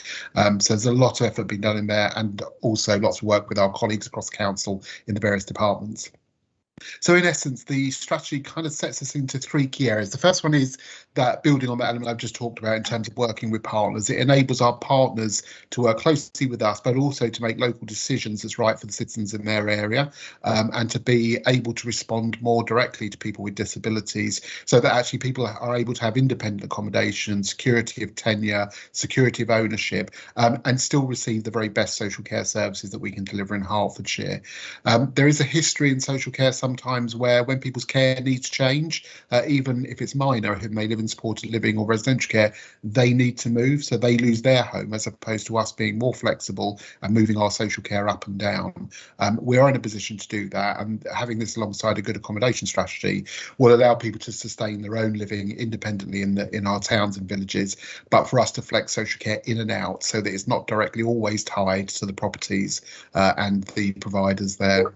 This also allows the NHS to work very closely with us on a number of key projects, one being the Transforming Care project, which is a national programme to ensure people with learning disabilities with behaviours that may challenge are able to live as our neighbours in our communities, and not long-term hospital placements, which is something we really don't want. This will allow us to attract capital money in from the NHS, work closely with them for more specific bespoke designs, and we've already got a number of examples where we're doing that, and Alison is working very closely on one particularly at the moment, where we're bringing a young man from a long way away at significant cost back into Hertfordshire to be closer to family and the communities he grew up in. So we're really keen to drive that. The second key part of the strategy is around just improving the options that we have in Hertfordshire, so that people have an opportunity to get the right type of accommodation for them, the right environment for them as well. So it's very key that we are able to start to develop properties that meet the needs of autistic adults or people with sensory disabilities, so that the environment is correct and that environment can flex and change as need changes, but also that we can harness better tech, better support people's care and support needs through technology, as well as the sustainability agenda that you've already spoken quite extensively around today, with our new developments and new building that will allow us to do that and work closely with housing partners and designers to give the right options for people. And then finally, you may be aware we have a very extensive portfolio of our own property. and support services that we run within the county council. I think it's fair to say that property now is ageing. It's not fit to the standard that we would want to offer people across Hertfordshire.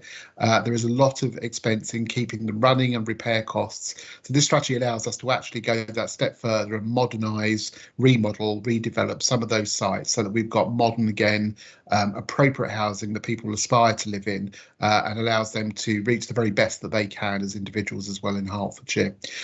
So that's a very big programme, and again we've already started to do some of that work to see the opportunities there. I think it's fair to say a number of those sites are on very, very big footprints across Hertfordshire. Some of those sites will generate capital receipts for us as an authority. There's a lot of work we are doing with resources colleagues around the land value price, because we've got an opportunity to save significant money in the long run for people that we will be caring for 40, 50 years, but we may need to realise a slight reduction on the land receipt in the short term to be able to work closely with social providers and housing developers to do that. A lot of work going on that as well, and we can certainly use the social value added elements to this programme to ensure that we have efficiency over the long run and get people back into the communities they should be in. I'm going to stop talking because as I always say, I steal Alison's thunder a lot of the time, so I don't know if there's anything Alison wants to add now, but Chair, happy to open up for questions. Thanks very much, Mark. Alison, indeed, if there is anything, I've got echo on my line, if people could mute. Thank you. Thank you very much, Mark. Appreciate it. Alison, if you do have anything to add, please do. Otherwise, maybe we'll see how the questions go. Thank you, Chair. As usual, Mark has summarised it extremely well. It is a large and complex programme of work, but something that we're very keen to progress. We think it will have significant benefits for our residents, not only for the people that we offer support to, but also, of course, their families who have a significant role in keeping people safe and well and supported in their own environments. So we're very pleased to be bringing this forward, and thank you for the opportunity. Thank you, Alison, very much. Okay, got some hands up. First is Tony Kingsbury. Thank you, Chairman. Wasn't going to say very much, no question, but I'm just very supportive of this strategy, obviously, and it went to the adult care panel yesterday and was very well supported by everybody there. So I think it's a very good strategy, and I thank Mark and Alison and everyone involved in putting this together. Thank you. Thanks very much, Tony. Sharon. Thank you, and thank you to Mark and Alison for giving me an update on this yesterday, which was much appreciated. I do really support the co-production way that this has been pulled together, and well done to the teams for making sure that happened. You know, too often in the past things have been done to service users rather than with them, and I think this is a great way forward. I've got two questions, Chair. One is around the scope of this and how it sits with the support for adults with complex needs. I know there's quite a tricky crossover area between the two. Often adults with complex needs, as you know, if they're helped with some rehab, perhaps for drug and alcohol, then underlying learning disabilities are discovered and so on. So the first question was around that. The second question was around the transition phases of this, and I'm just concerned that we make sure that when we are providing homes for adults with learning disabilities, it's not helpful to them, I don't think, when we ask them to transition from one to another and then on to another form of housing. So I hope we can think about when we start to support them in their housing, we're not going to very quickly ask them to then move again into general needs housing, because you know, if they've got settled in the setting they're in, there's a good case for leaving them there. And I raised this issue because we've got a fantastic development in Stevenage at Blackwell Close, where we've got four young men with learning disabilities who all support each other. They do have some support there, but the idea is that they then move on into general needs housing, and then so they're having to make all those connections once and then make them again. So it was just a plea that we think that through the transition. Thank you. Thank you very much, Sharon. Mark, I'm going to take Sally Sillington now, and then you can come back with Alison and answer on blog. Sally. Yes, thank you, Chair. Thank you, Mark and Alison. I wasn't at the adult care panel yesterday, but my colleagues that were said, really welcomed your report, and I welcome it too, but from a position of less in-depth knowledge. My question is, I basically just, so thank you for it, and really commend with the work you've done, is to relate it back to what it's going to cost. And I wasn't able in the report to see the exact financials and how they relate into this panel, and how it's going to be funded, kind of from which income stream it's going to be funded, in terms of whether it's coming from local funding or where you're getting some national funding for this as well.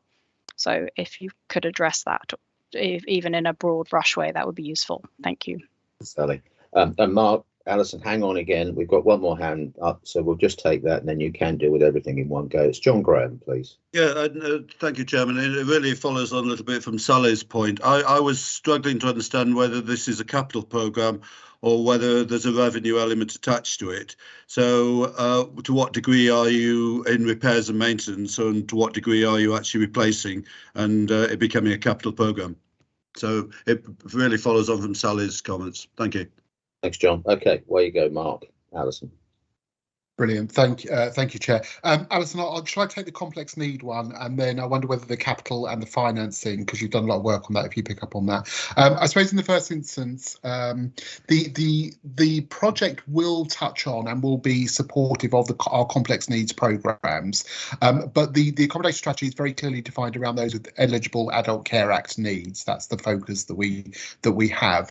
Now, Councillor, you're quite right that actually quite often people are seen as complex needs, but there is an underlying social care need, and as a social services department we broadly welcome that and do that work with individuals.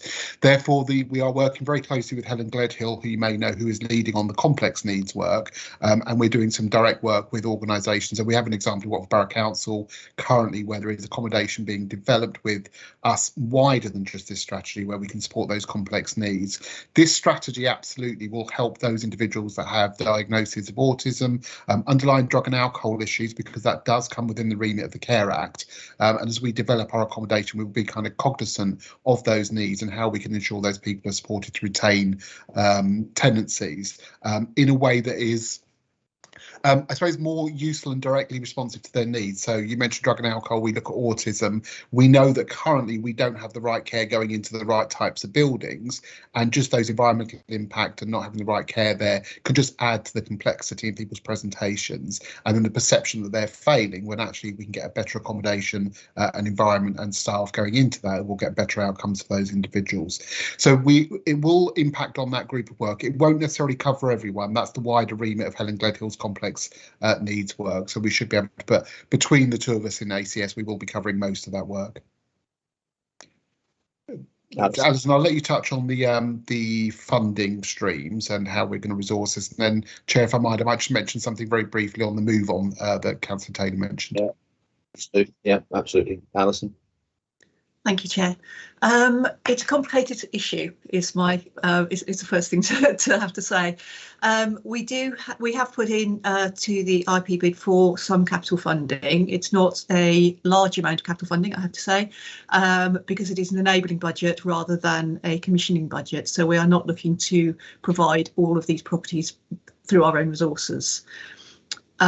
We are, as Mark suggested, looking at how we use some of our own land assets. So where we have small infill sites, for instance, that will be suitable to put 6 or 8 supported accommodation apartments or buildings onto. We're working with property colleagues and legal and finance colleagues to see how we can best utilise that land receipt, and that may, in some cases, require a small reduction on the land value, but again, we're working through that at the moment. It certainly won't be on every site, and it'll be on a site-by-site viability basis. We're also, as Mark also said, we're looking at external funding. So some of that will come from NHS England, some of that may come through Homes England, some of that may come through district and boroughs, Section 106 or SIL agreements, and through the Affordable Housing Programme. And we're also looking to work with some of our housing providers who, of course, will be holding the tenancies and collecting the rents on these properties, to also work with them on how we can utilise some of their own capital investment, and how they can lever capital into the programme as well. So in terms of the capital side, yes, there will be some enabling work for us to do. But the funding could come from a variety of sources, and each scheme will be done on a different kind of basis. So it's kind of difficult for me to put absolute figures together. In terms of the revenue funding side, as I say, but certainly for the properties that are supported living, because they will be let directly from a housing provider, registered housing provider. We're only looking to work with registered housing providers who are regulated under the social housing regulator, so basically government approved. Because they collect the rents and things, we expect most of the repair work, day-to-day repairs and stuff like that, to come through their programmes, not through ours. For our own properties, obviously we do have landlord responsibilities in terms of the fact that we are the freeholder, but again we are looking to work with the providers who run those properties for us to make sure that we apportion those costs correctly.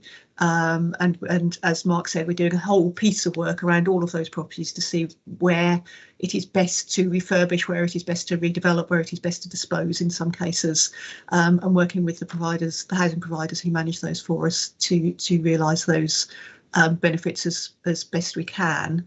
Of course, the other big issue for us is around sustainability and around making sure that we're using sustainable technologies, build processes, materials and such like, both in the new build stuff that we're doing and also in the refurbishment, because of course our own property is always difficult to retrofit sustainably. It can be done, but we are aware that some of the running costs and the holding costs on our own properties are also quite extensive.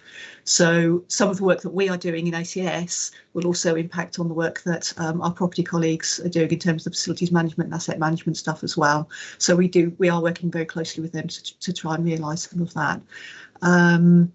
As Mark says, over the long term, if we get the living environment right, if we're able to provide accessible, adaptable and enabling environments for the people that we support, it is likely that their care we know that their care costs either stabilise over the longer term, which of course reduces our costs in the long term, or in some cases can even reduce. So Mark highlighted the individual that we're working with, who we're bringing back into county. There are substantial benefits for him, both as an individual, but also in terms of the care package that we'll be providing for him. So yes, it's a complicated picture, but it does affect both our revenue and our capital streams. Does that answer your question?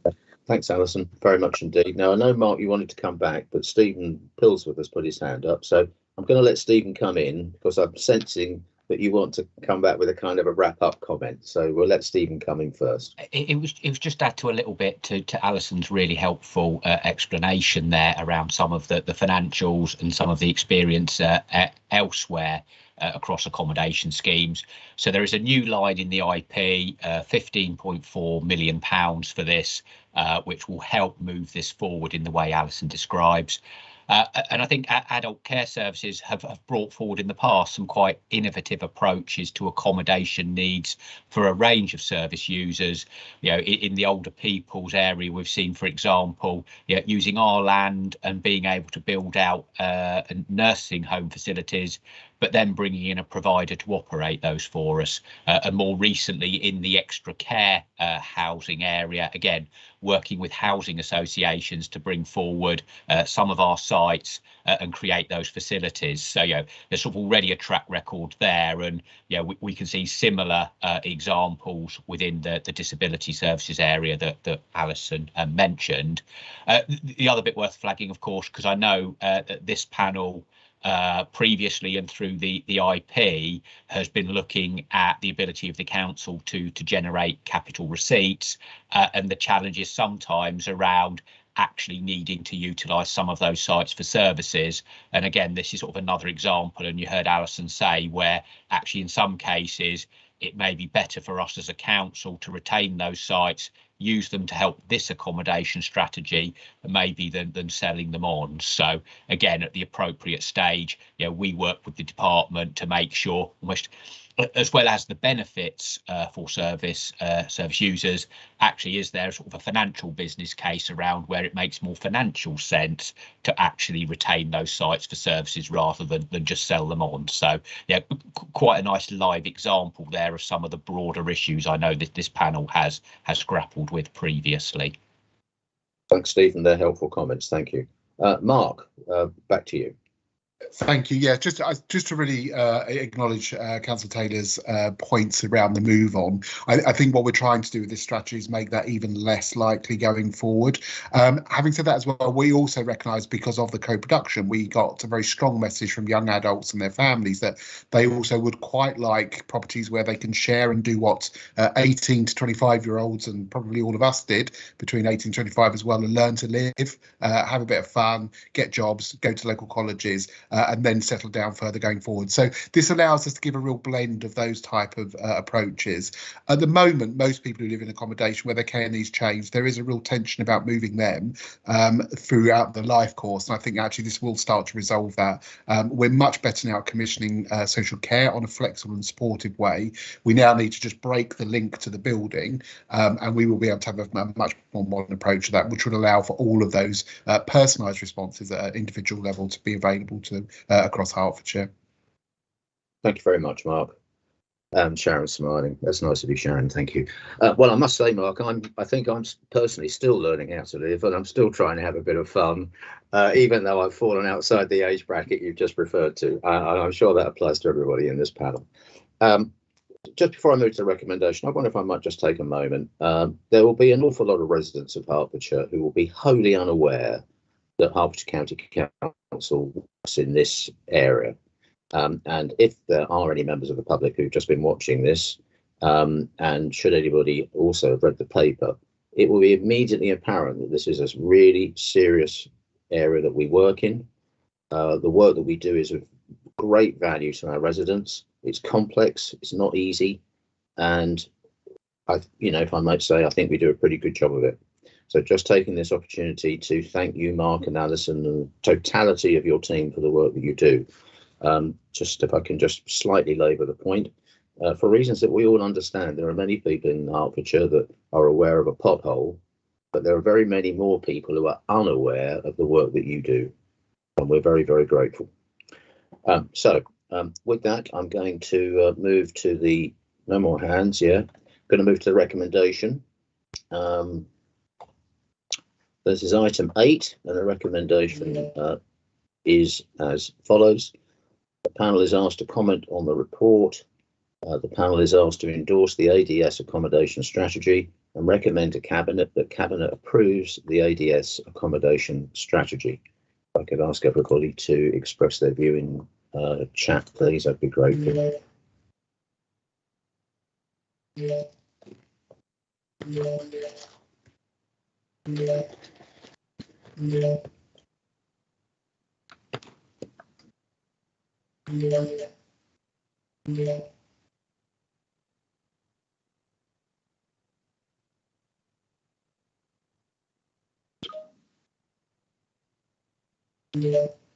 Very, very pleased to say that was unanimously agreed. That's excellent. Thank you very much, everybody. Thank you, Mark. Thank you, Alison. Thank you very much.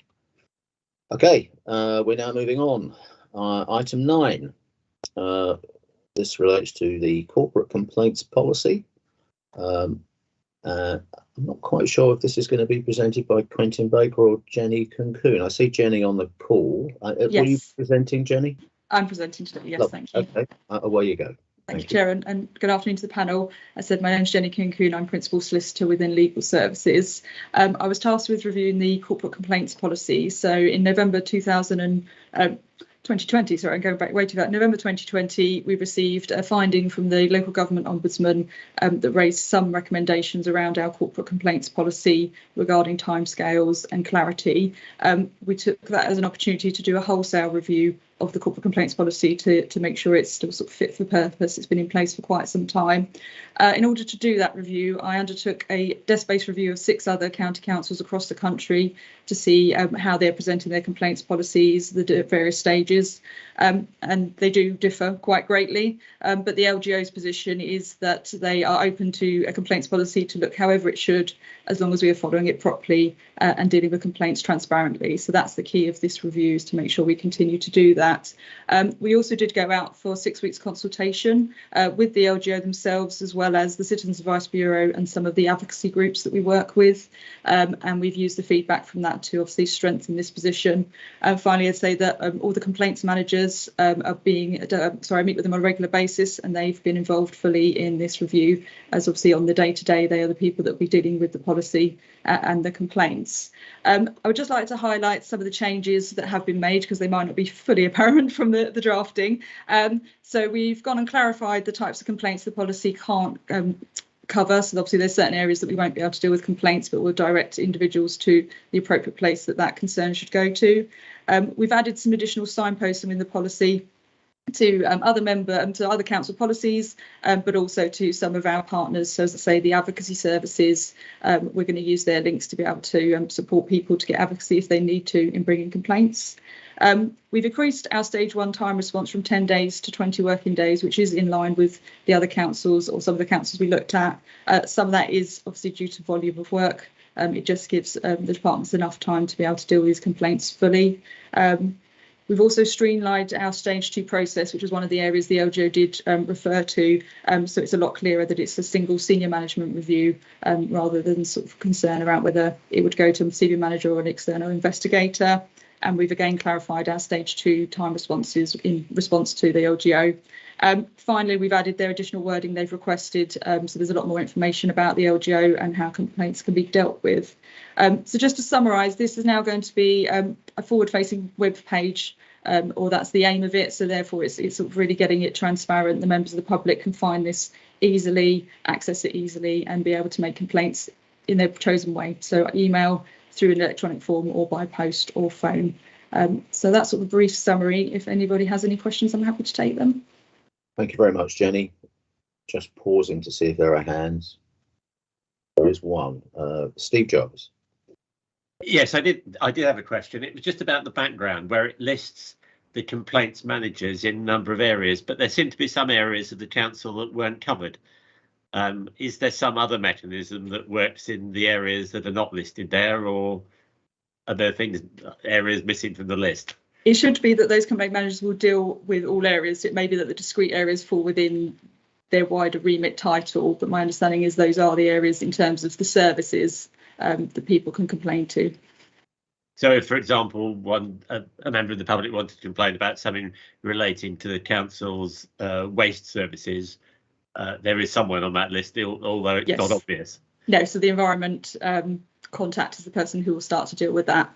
So there is a person to cover each area. Okay. Well done, Jenny. Thank you. Sally? Yeah, just thank you very much, Jenny, for clarifying that. It all seems very sensible. I'm just trying to get an idea of the quantum of complaints we're talking about, because one of the papers includes some of the comparator county councils, none of whom, as far as I can remember off the top of my head, have more than 100, and some of them, like Cambridge, I can't remember, it's less than 20. But in a separate paper, we're presenting complaints at 900 and some, I can't remember, but 700 and something is somewhere else. But presumably those are not equivalent. So could you just explain kind of where the difference is and which ones this particular new procedure relates to? So this procedure relates to the corporate complaints. So that is the main complaints process. The only slightly different complaints process we have is the statutory processes in children's services. So that is not reported in this, and obviously not touched on this. So effectively, those complaints go through a separate statutory process that the complaints manager will manage. So this is purely what we call corporate complaints. So members of the public complain about services or maybe staff. So in any areas that will be covered in this and the complaints policy that I'm presenting next, the review. Sorry. Thank you again. Sorry, Chair, can I just come back? So maybe I'll rephrase the question. in terms of the comparator county councils, what would be the equivalent number of complaints we have, notwithstanding what's in the other paper? Because I think I've basically conflated your papers. Yes. Just to give us an order of magnitude of what we're talking about. Would it be best to deal with this in relation to the next paper? Doesn't it fall in this paper? Sorry. Well, it's just the next paper is annual compliments and complaints. So I think we presume you get the stats, but but when you were deriving this, isn't that where the comparators are? Yes, so I've undertaken a desk-based review in terms of looking at their complaints process. I haven't looked at what amount of complaints they have. The only stats that are available, which are in the other paper, is around the LGO because they're publicly performance reviewed as we are. So in terms of the desk-based review, which is Appendix 2, it's looking at what does their policy cover, what stages do they have, and what sort of timescales are they working within as well. So there's quite a variety. Some will have a one-stage policy, others were having up to 4 stages with a chief executive review, and obviously that was felt in terms of the size of us that probably isn't going to be particularly workable, so we kept with our 2-stage process. Okay, thank you. Sorry, Chair, for conflating 2 reports. Thank you. Jenny, thank you very much indeed. Okay, got no more hands, so I'm going to bring you back to the recommendation. So this is item 9. The recommendation before us is that Resources and Performance Cabinet Panel is invited to recommend to Cabinet that it adopt the draft corporate complaints policy for use by the County Council. If you could use the chat function to let us know what you think about that.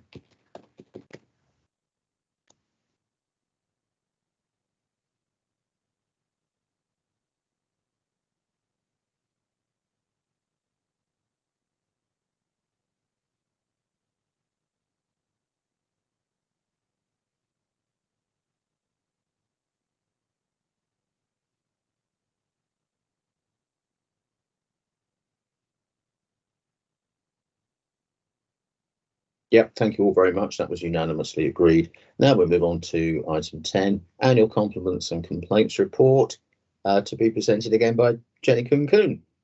Thank you. So yes, this is the second report, as I say, is Annual Compliments and Complaints Report, and this is for the year 2020 to 21. In Appendix 1, there is a lot of the details which compare the the current year and the past 2 years to see the trends. But I'll just give a brief summary, sort of on the basis of the big trends to help. So effectively, as a snapshot of a whole of the council for the year 2020 to 21, we had an increase in compliments by 82 compared to the year before, and a significant decrease of stage 1 complaints, which have gone down by 226 compared to the previous year. It also reports on local government ombudsman reports, and again in 2020 to 21 there was 23 detailed investigations by the LGO, 16 of which were upheld against the council. This equates to a finding rate of 70%, which equivalent councils on our side are averaging 71%, and is a decrease from the year before where we were at a finding rate of 88%. So we've certainly made some progress there. In terms of, I know the councillor around comparisons, this report is only looking at comparison of our complaints year on year. As I say, the LGO is the only way we can really see those comparisons to other county councils of our size. The rest of the information relates just to our departments. You'll see within the report I have set out by department the number of complaints received and also the learnings that have been taken away from those complaints that the service are now trying to implement. I don't propose to go into detail, but if there was any questions or any areas you'd like me to speak to, please let me know. Thanks, Jenny. Very helpful. Just looking to see. Have no hands. That's neither a bad nor a good thing. It means that your report speaks for itself. Just pausing again. No, I think we have no hands. So with thanks to you, Jenny, for writing an understandable report. Can we just go to the recommendation? So the recommendation is as follows. The Resources and Performance Cabinet Panel is invited to note and give their views on the report and its continuing value and content for future years. If I could ask you to note in chat, please, I'd be grateful.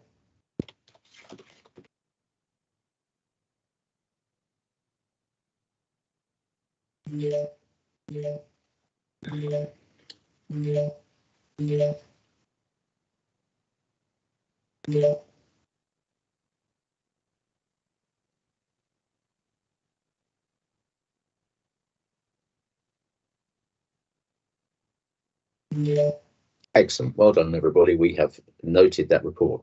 So thanks very much, Jenny. Nice to see you here. Thanks for your report. Thank you very much. Thank you.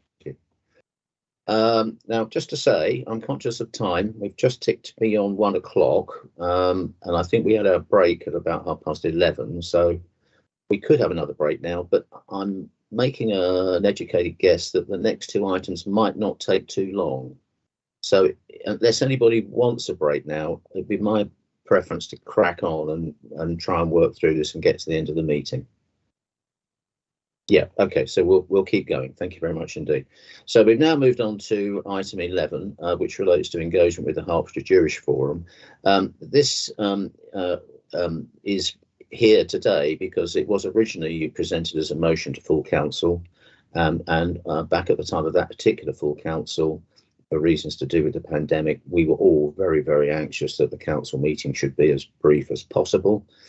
So with agreement on all fronts, it was agreed that this motion would come into this panel. I think I'm right to say that, strictly speaking, because of that background, it doesn't call for any form of speaker in support, but I think there should be a speaker in support. And I think, Sharon, that falls to you if you're happy to do that. Thank you, Chairman, and thank you for taking this motion into the panel. I think many of us took part in the seminar that the Hertfordshire Jewish Forum put on for councillors, and it was fascinating to have that insight from many residents of Hertfordshire and other people about the experiences of our Jewish community. And it made me think that we often say, yes, we'll be inclusive and so on, but I think it's important that we actually say what that means in practice. I'm grateful for the officer's report that accompanies this motion, because I think it does set out some of the very significant progress that's been made. This council did adopt the IHRA definition of anti-Semitism, which I think was, I was very pleased to see that. We've seen a significant change in recent years in the marking of the Holocaust Memorial Day, and this year there was a county-wide commemoration of that day. And I'm very pleased to see at paragraph 5.5 the very specific collaboration with our Jewish community being mentioned and highlighted. I think that's really important.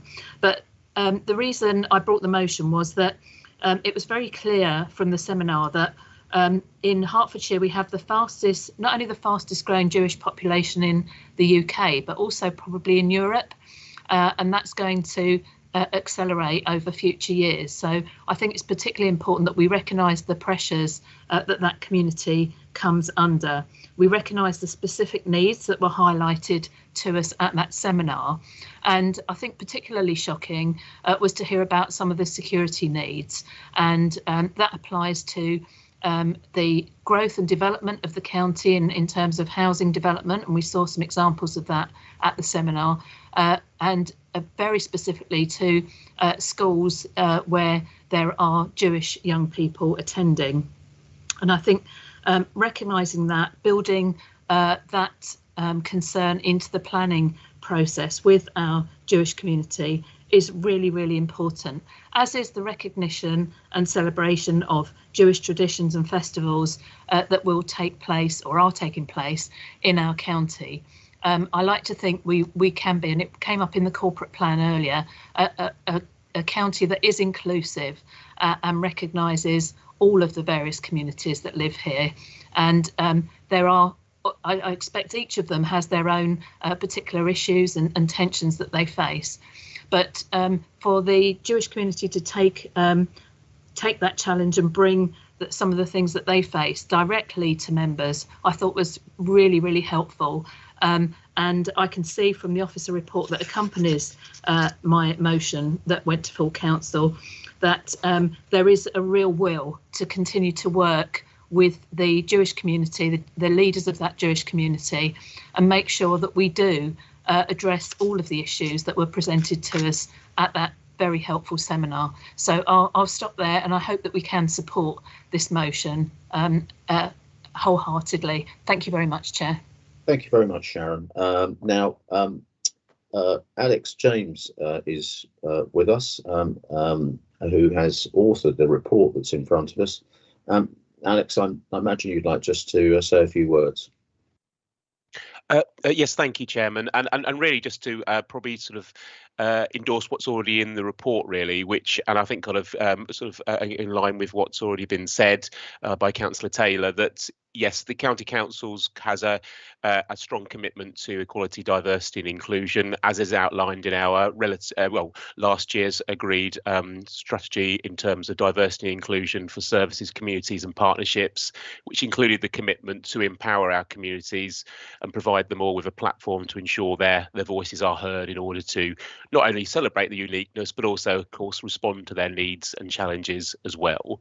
And I think kind of, as mentioned, certainly we already have kind of some mechanisms in place to kind of do that from a faith perspective, including the work we do with the Hearts Interfaith Forum, and of course that's being extended to develop hopefully a faith covenant with faith groups across the county and the county council in the next year or so.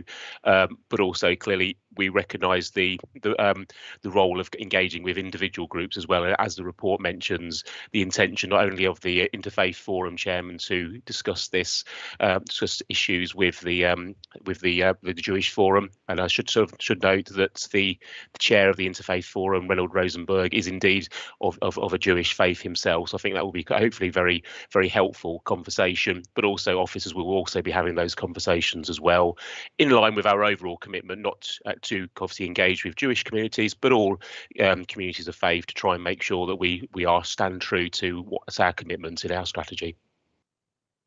Thank you very much indeed, Alex. I think you have said what every member of this panel, and indeed I'm sure every county councillor would have said, which is that all issues of, and indeed as Richard Roberts said earlier in this particular meeting, that all issues of diversity and inclusion are very important to this county council.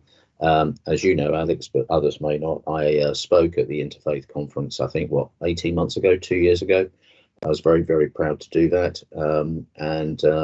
As it happens, also speaking personally, together with Councillor Crofton the other day, I planted some trees to recognise the 80th anniversary of the Association of Jewish Refugees. So these are really, really important issues. It's very important that people are included. They're inside the tent. This motion obviously has a specific reference to the Jewish community, which is we will understand. But if I might say, at the risk of just jumping forward to the recommendation itself, I was very pleased to see that there is a reference to all faith groups in little item A as part of this recommendation, which is obviously good and correct. But this is excellent stuff, and I'm sure that we're all thoroughly in favour. So without meaning at all to cut short any conversation, which I suspect we don't need because we are so instinctively in favour, I'm going to take us all to the recommendation. So the recommendation is that panel considers the contents of the report and notes A, the work the council is currently undertaking with faith groups, including with Jewish community leaders, B, the further engagement planned with the Hertfordshire Jewish Forum, and C, the council's statutory duties in the exercise of its functions pursuant to the public sector equality duty. I could ask you all to make your views known in chat, please.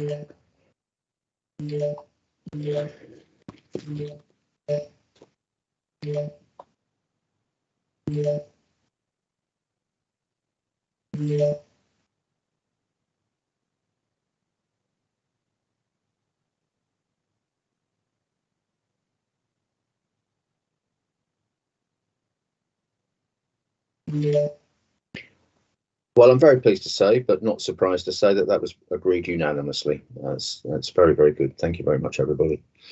We can now move on then to item 12, which is the final articulated item of this agenda.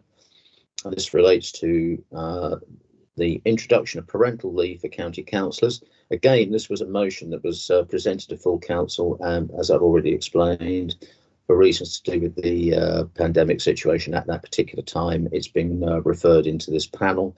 I think again, Sharon, are you going to speak to this motion? I'm happy to do that, Chair, if that's okay with you. I know Tina Bartos is on the call, but it's up to you which one of us you want. Either of us can do it, so it's up to you which one. I think if it's okay, it might be just clearer for the viewing public if we can leave it with you, Sharon, because they can all see you on the screen. Thank you. Away you go. Thank you. Okay. Again, thank you very much for taking this motion at panel chair. And this is a very important motion that I think 36 councillors have already passed already, and which I think it's clear, including my own council at Stevenage and I think other district councils in Hertfordshire, it's clear that for a long time now we've been keen to attract a more diverse range of our community to be councillors. And without provisions like this in place, it makes it very difficult for people to see that the life of a councillor is for them.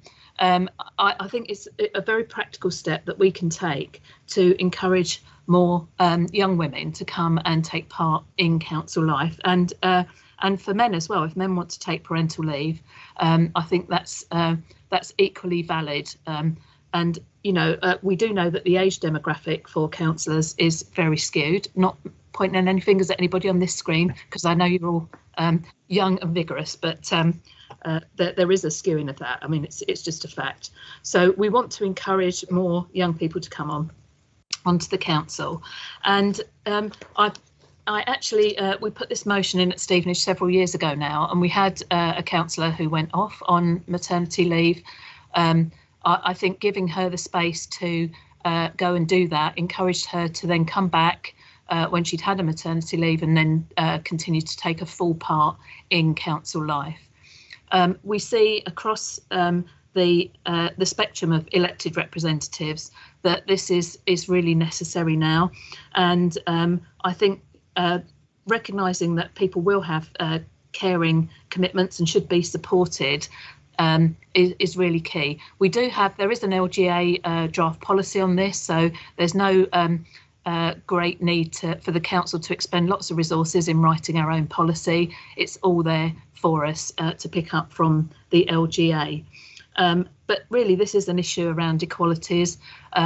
I think we should see this coming into, in my view, to every council in the country. It's really vital that we do it.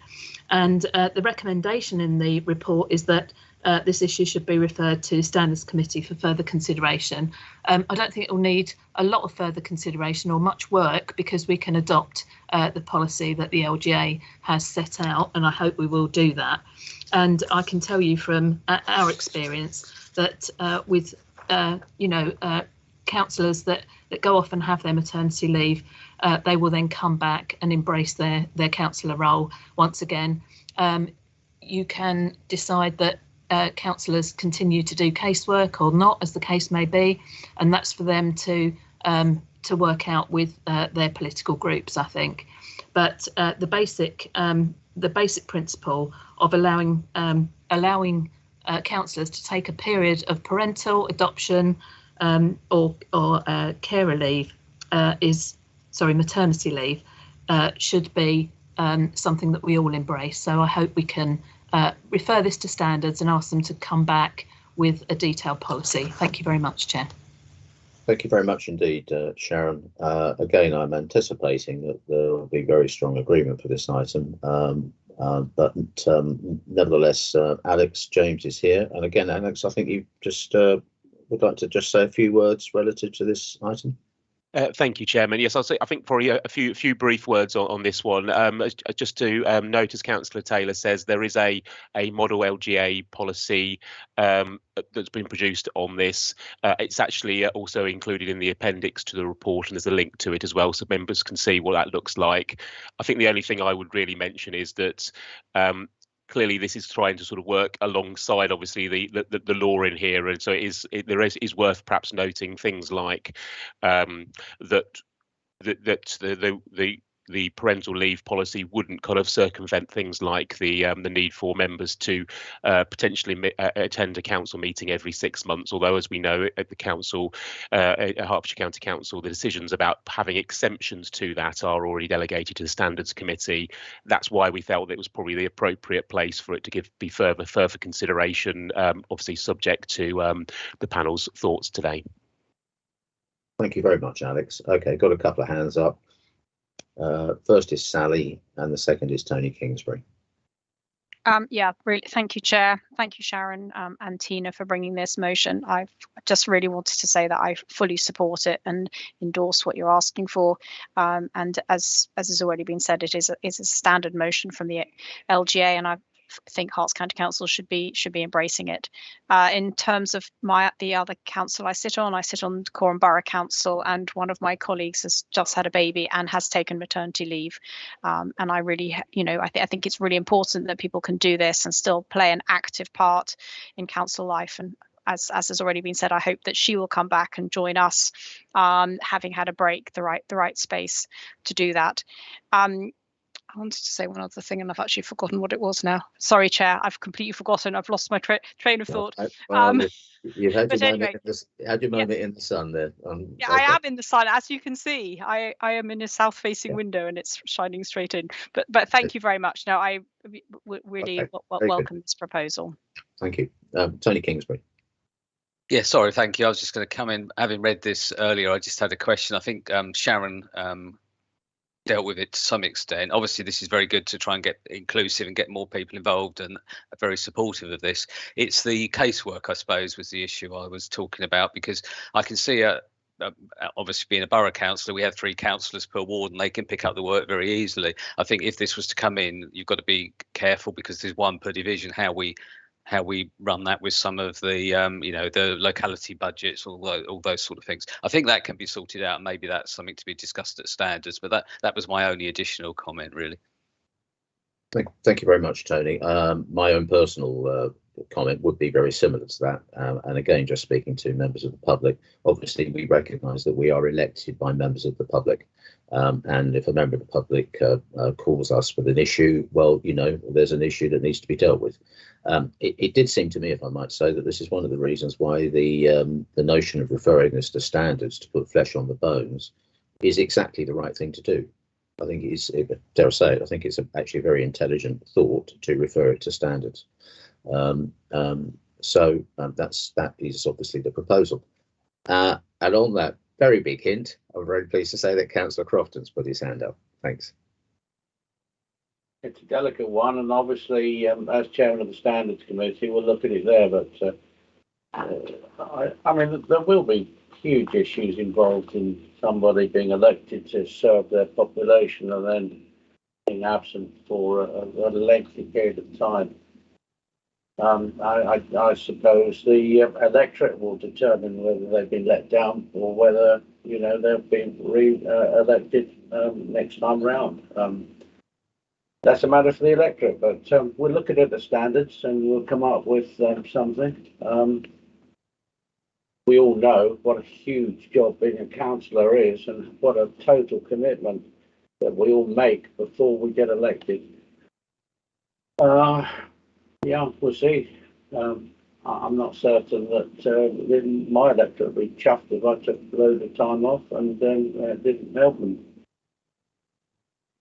Well, I'm going to resist the obvious joke there, Ken, about you taking parental leave. But anyway, yeah, I mean, this is all completely fair comment, isn't it? There's a balance to be drawn, and that's why I think it's exactly the right thing to do to refer this to standards, where, again, just for the benefit of members of the public watching, standards is cross-party, it's not political, and it's the best place to put flesh on these bones, I think. Did you put your hand up again, Ken, or is that a legacy hand? It's a legacy hand. I can't take it away at the moment. That's fine. Okay, that's fine. That's okay. Good. All right. So no more hands. I think we can move to the recommendations. So this is item 12. The recommendation in front of us is that panel considers the contents of this report and whether this issue should be referred to Standards Committee for further consideration. If you could comment in chat, please.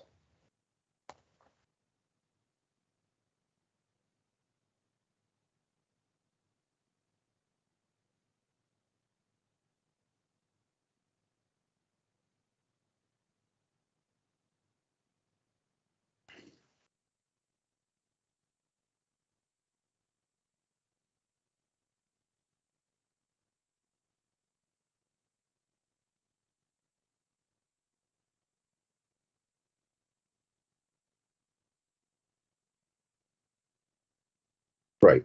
So Elaine has reported that that's agreed, and I'm very impressed to see along the way that Marios has not just agreed it, he's 100% agreed it. So that's absolutely excellent. So yeah. So sorry, Chairman, there is one abstention. Oh, I beg your pardon. Okay, it's a majority agreement. Okay, I apologise. I missed the abstention. Yes, and that's just again for the benefit of the public. The abstention is coming from Councillor Crofton, and that, if I may say, is completely proper because Councillor Crofton is the chair of the Standards Committee, and I think it's absolutely right that it should not be seen either way around that he's predetermining whatever may be his approach to this at the Standards Committee. We want the Standards Committee to look at this with their own eyes. So thank you very much for that. Okay, we are possibly very near the end of the meeting now. So we have item 13, which is other part 1 business.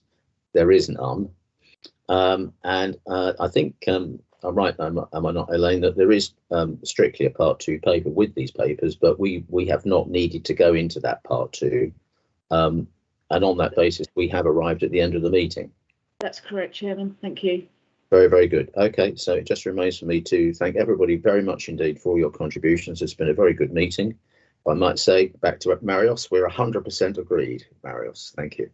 And the next meeting is on, an interesting date, the 1st of April at 10 o'clock in the morning. And with that, thanks everybody. Bye-bye. Okay, thank you. Thank you. Bye. Bye all. Thank you, Bob.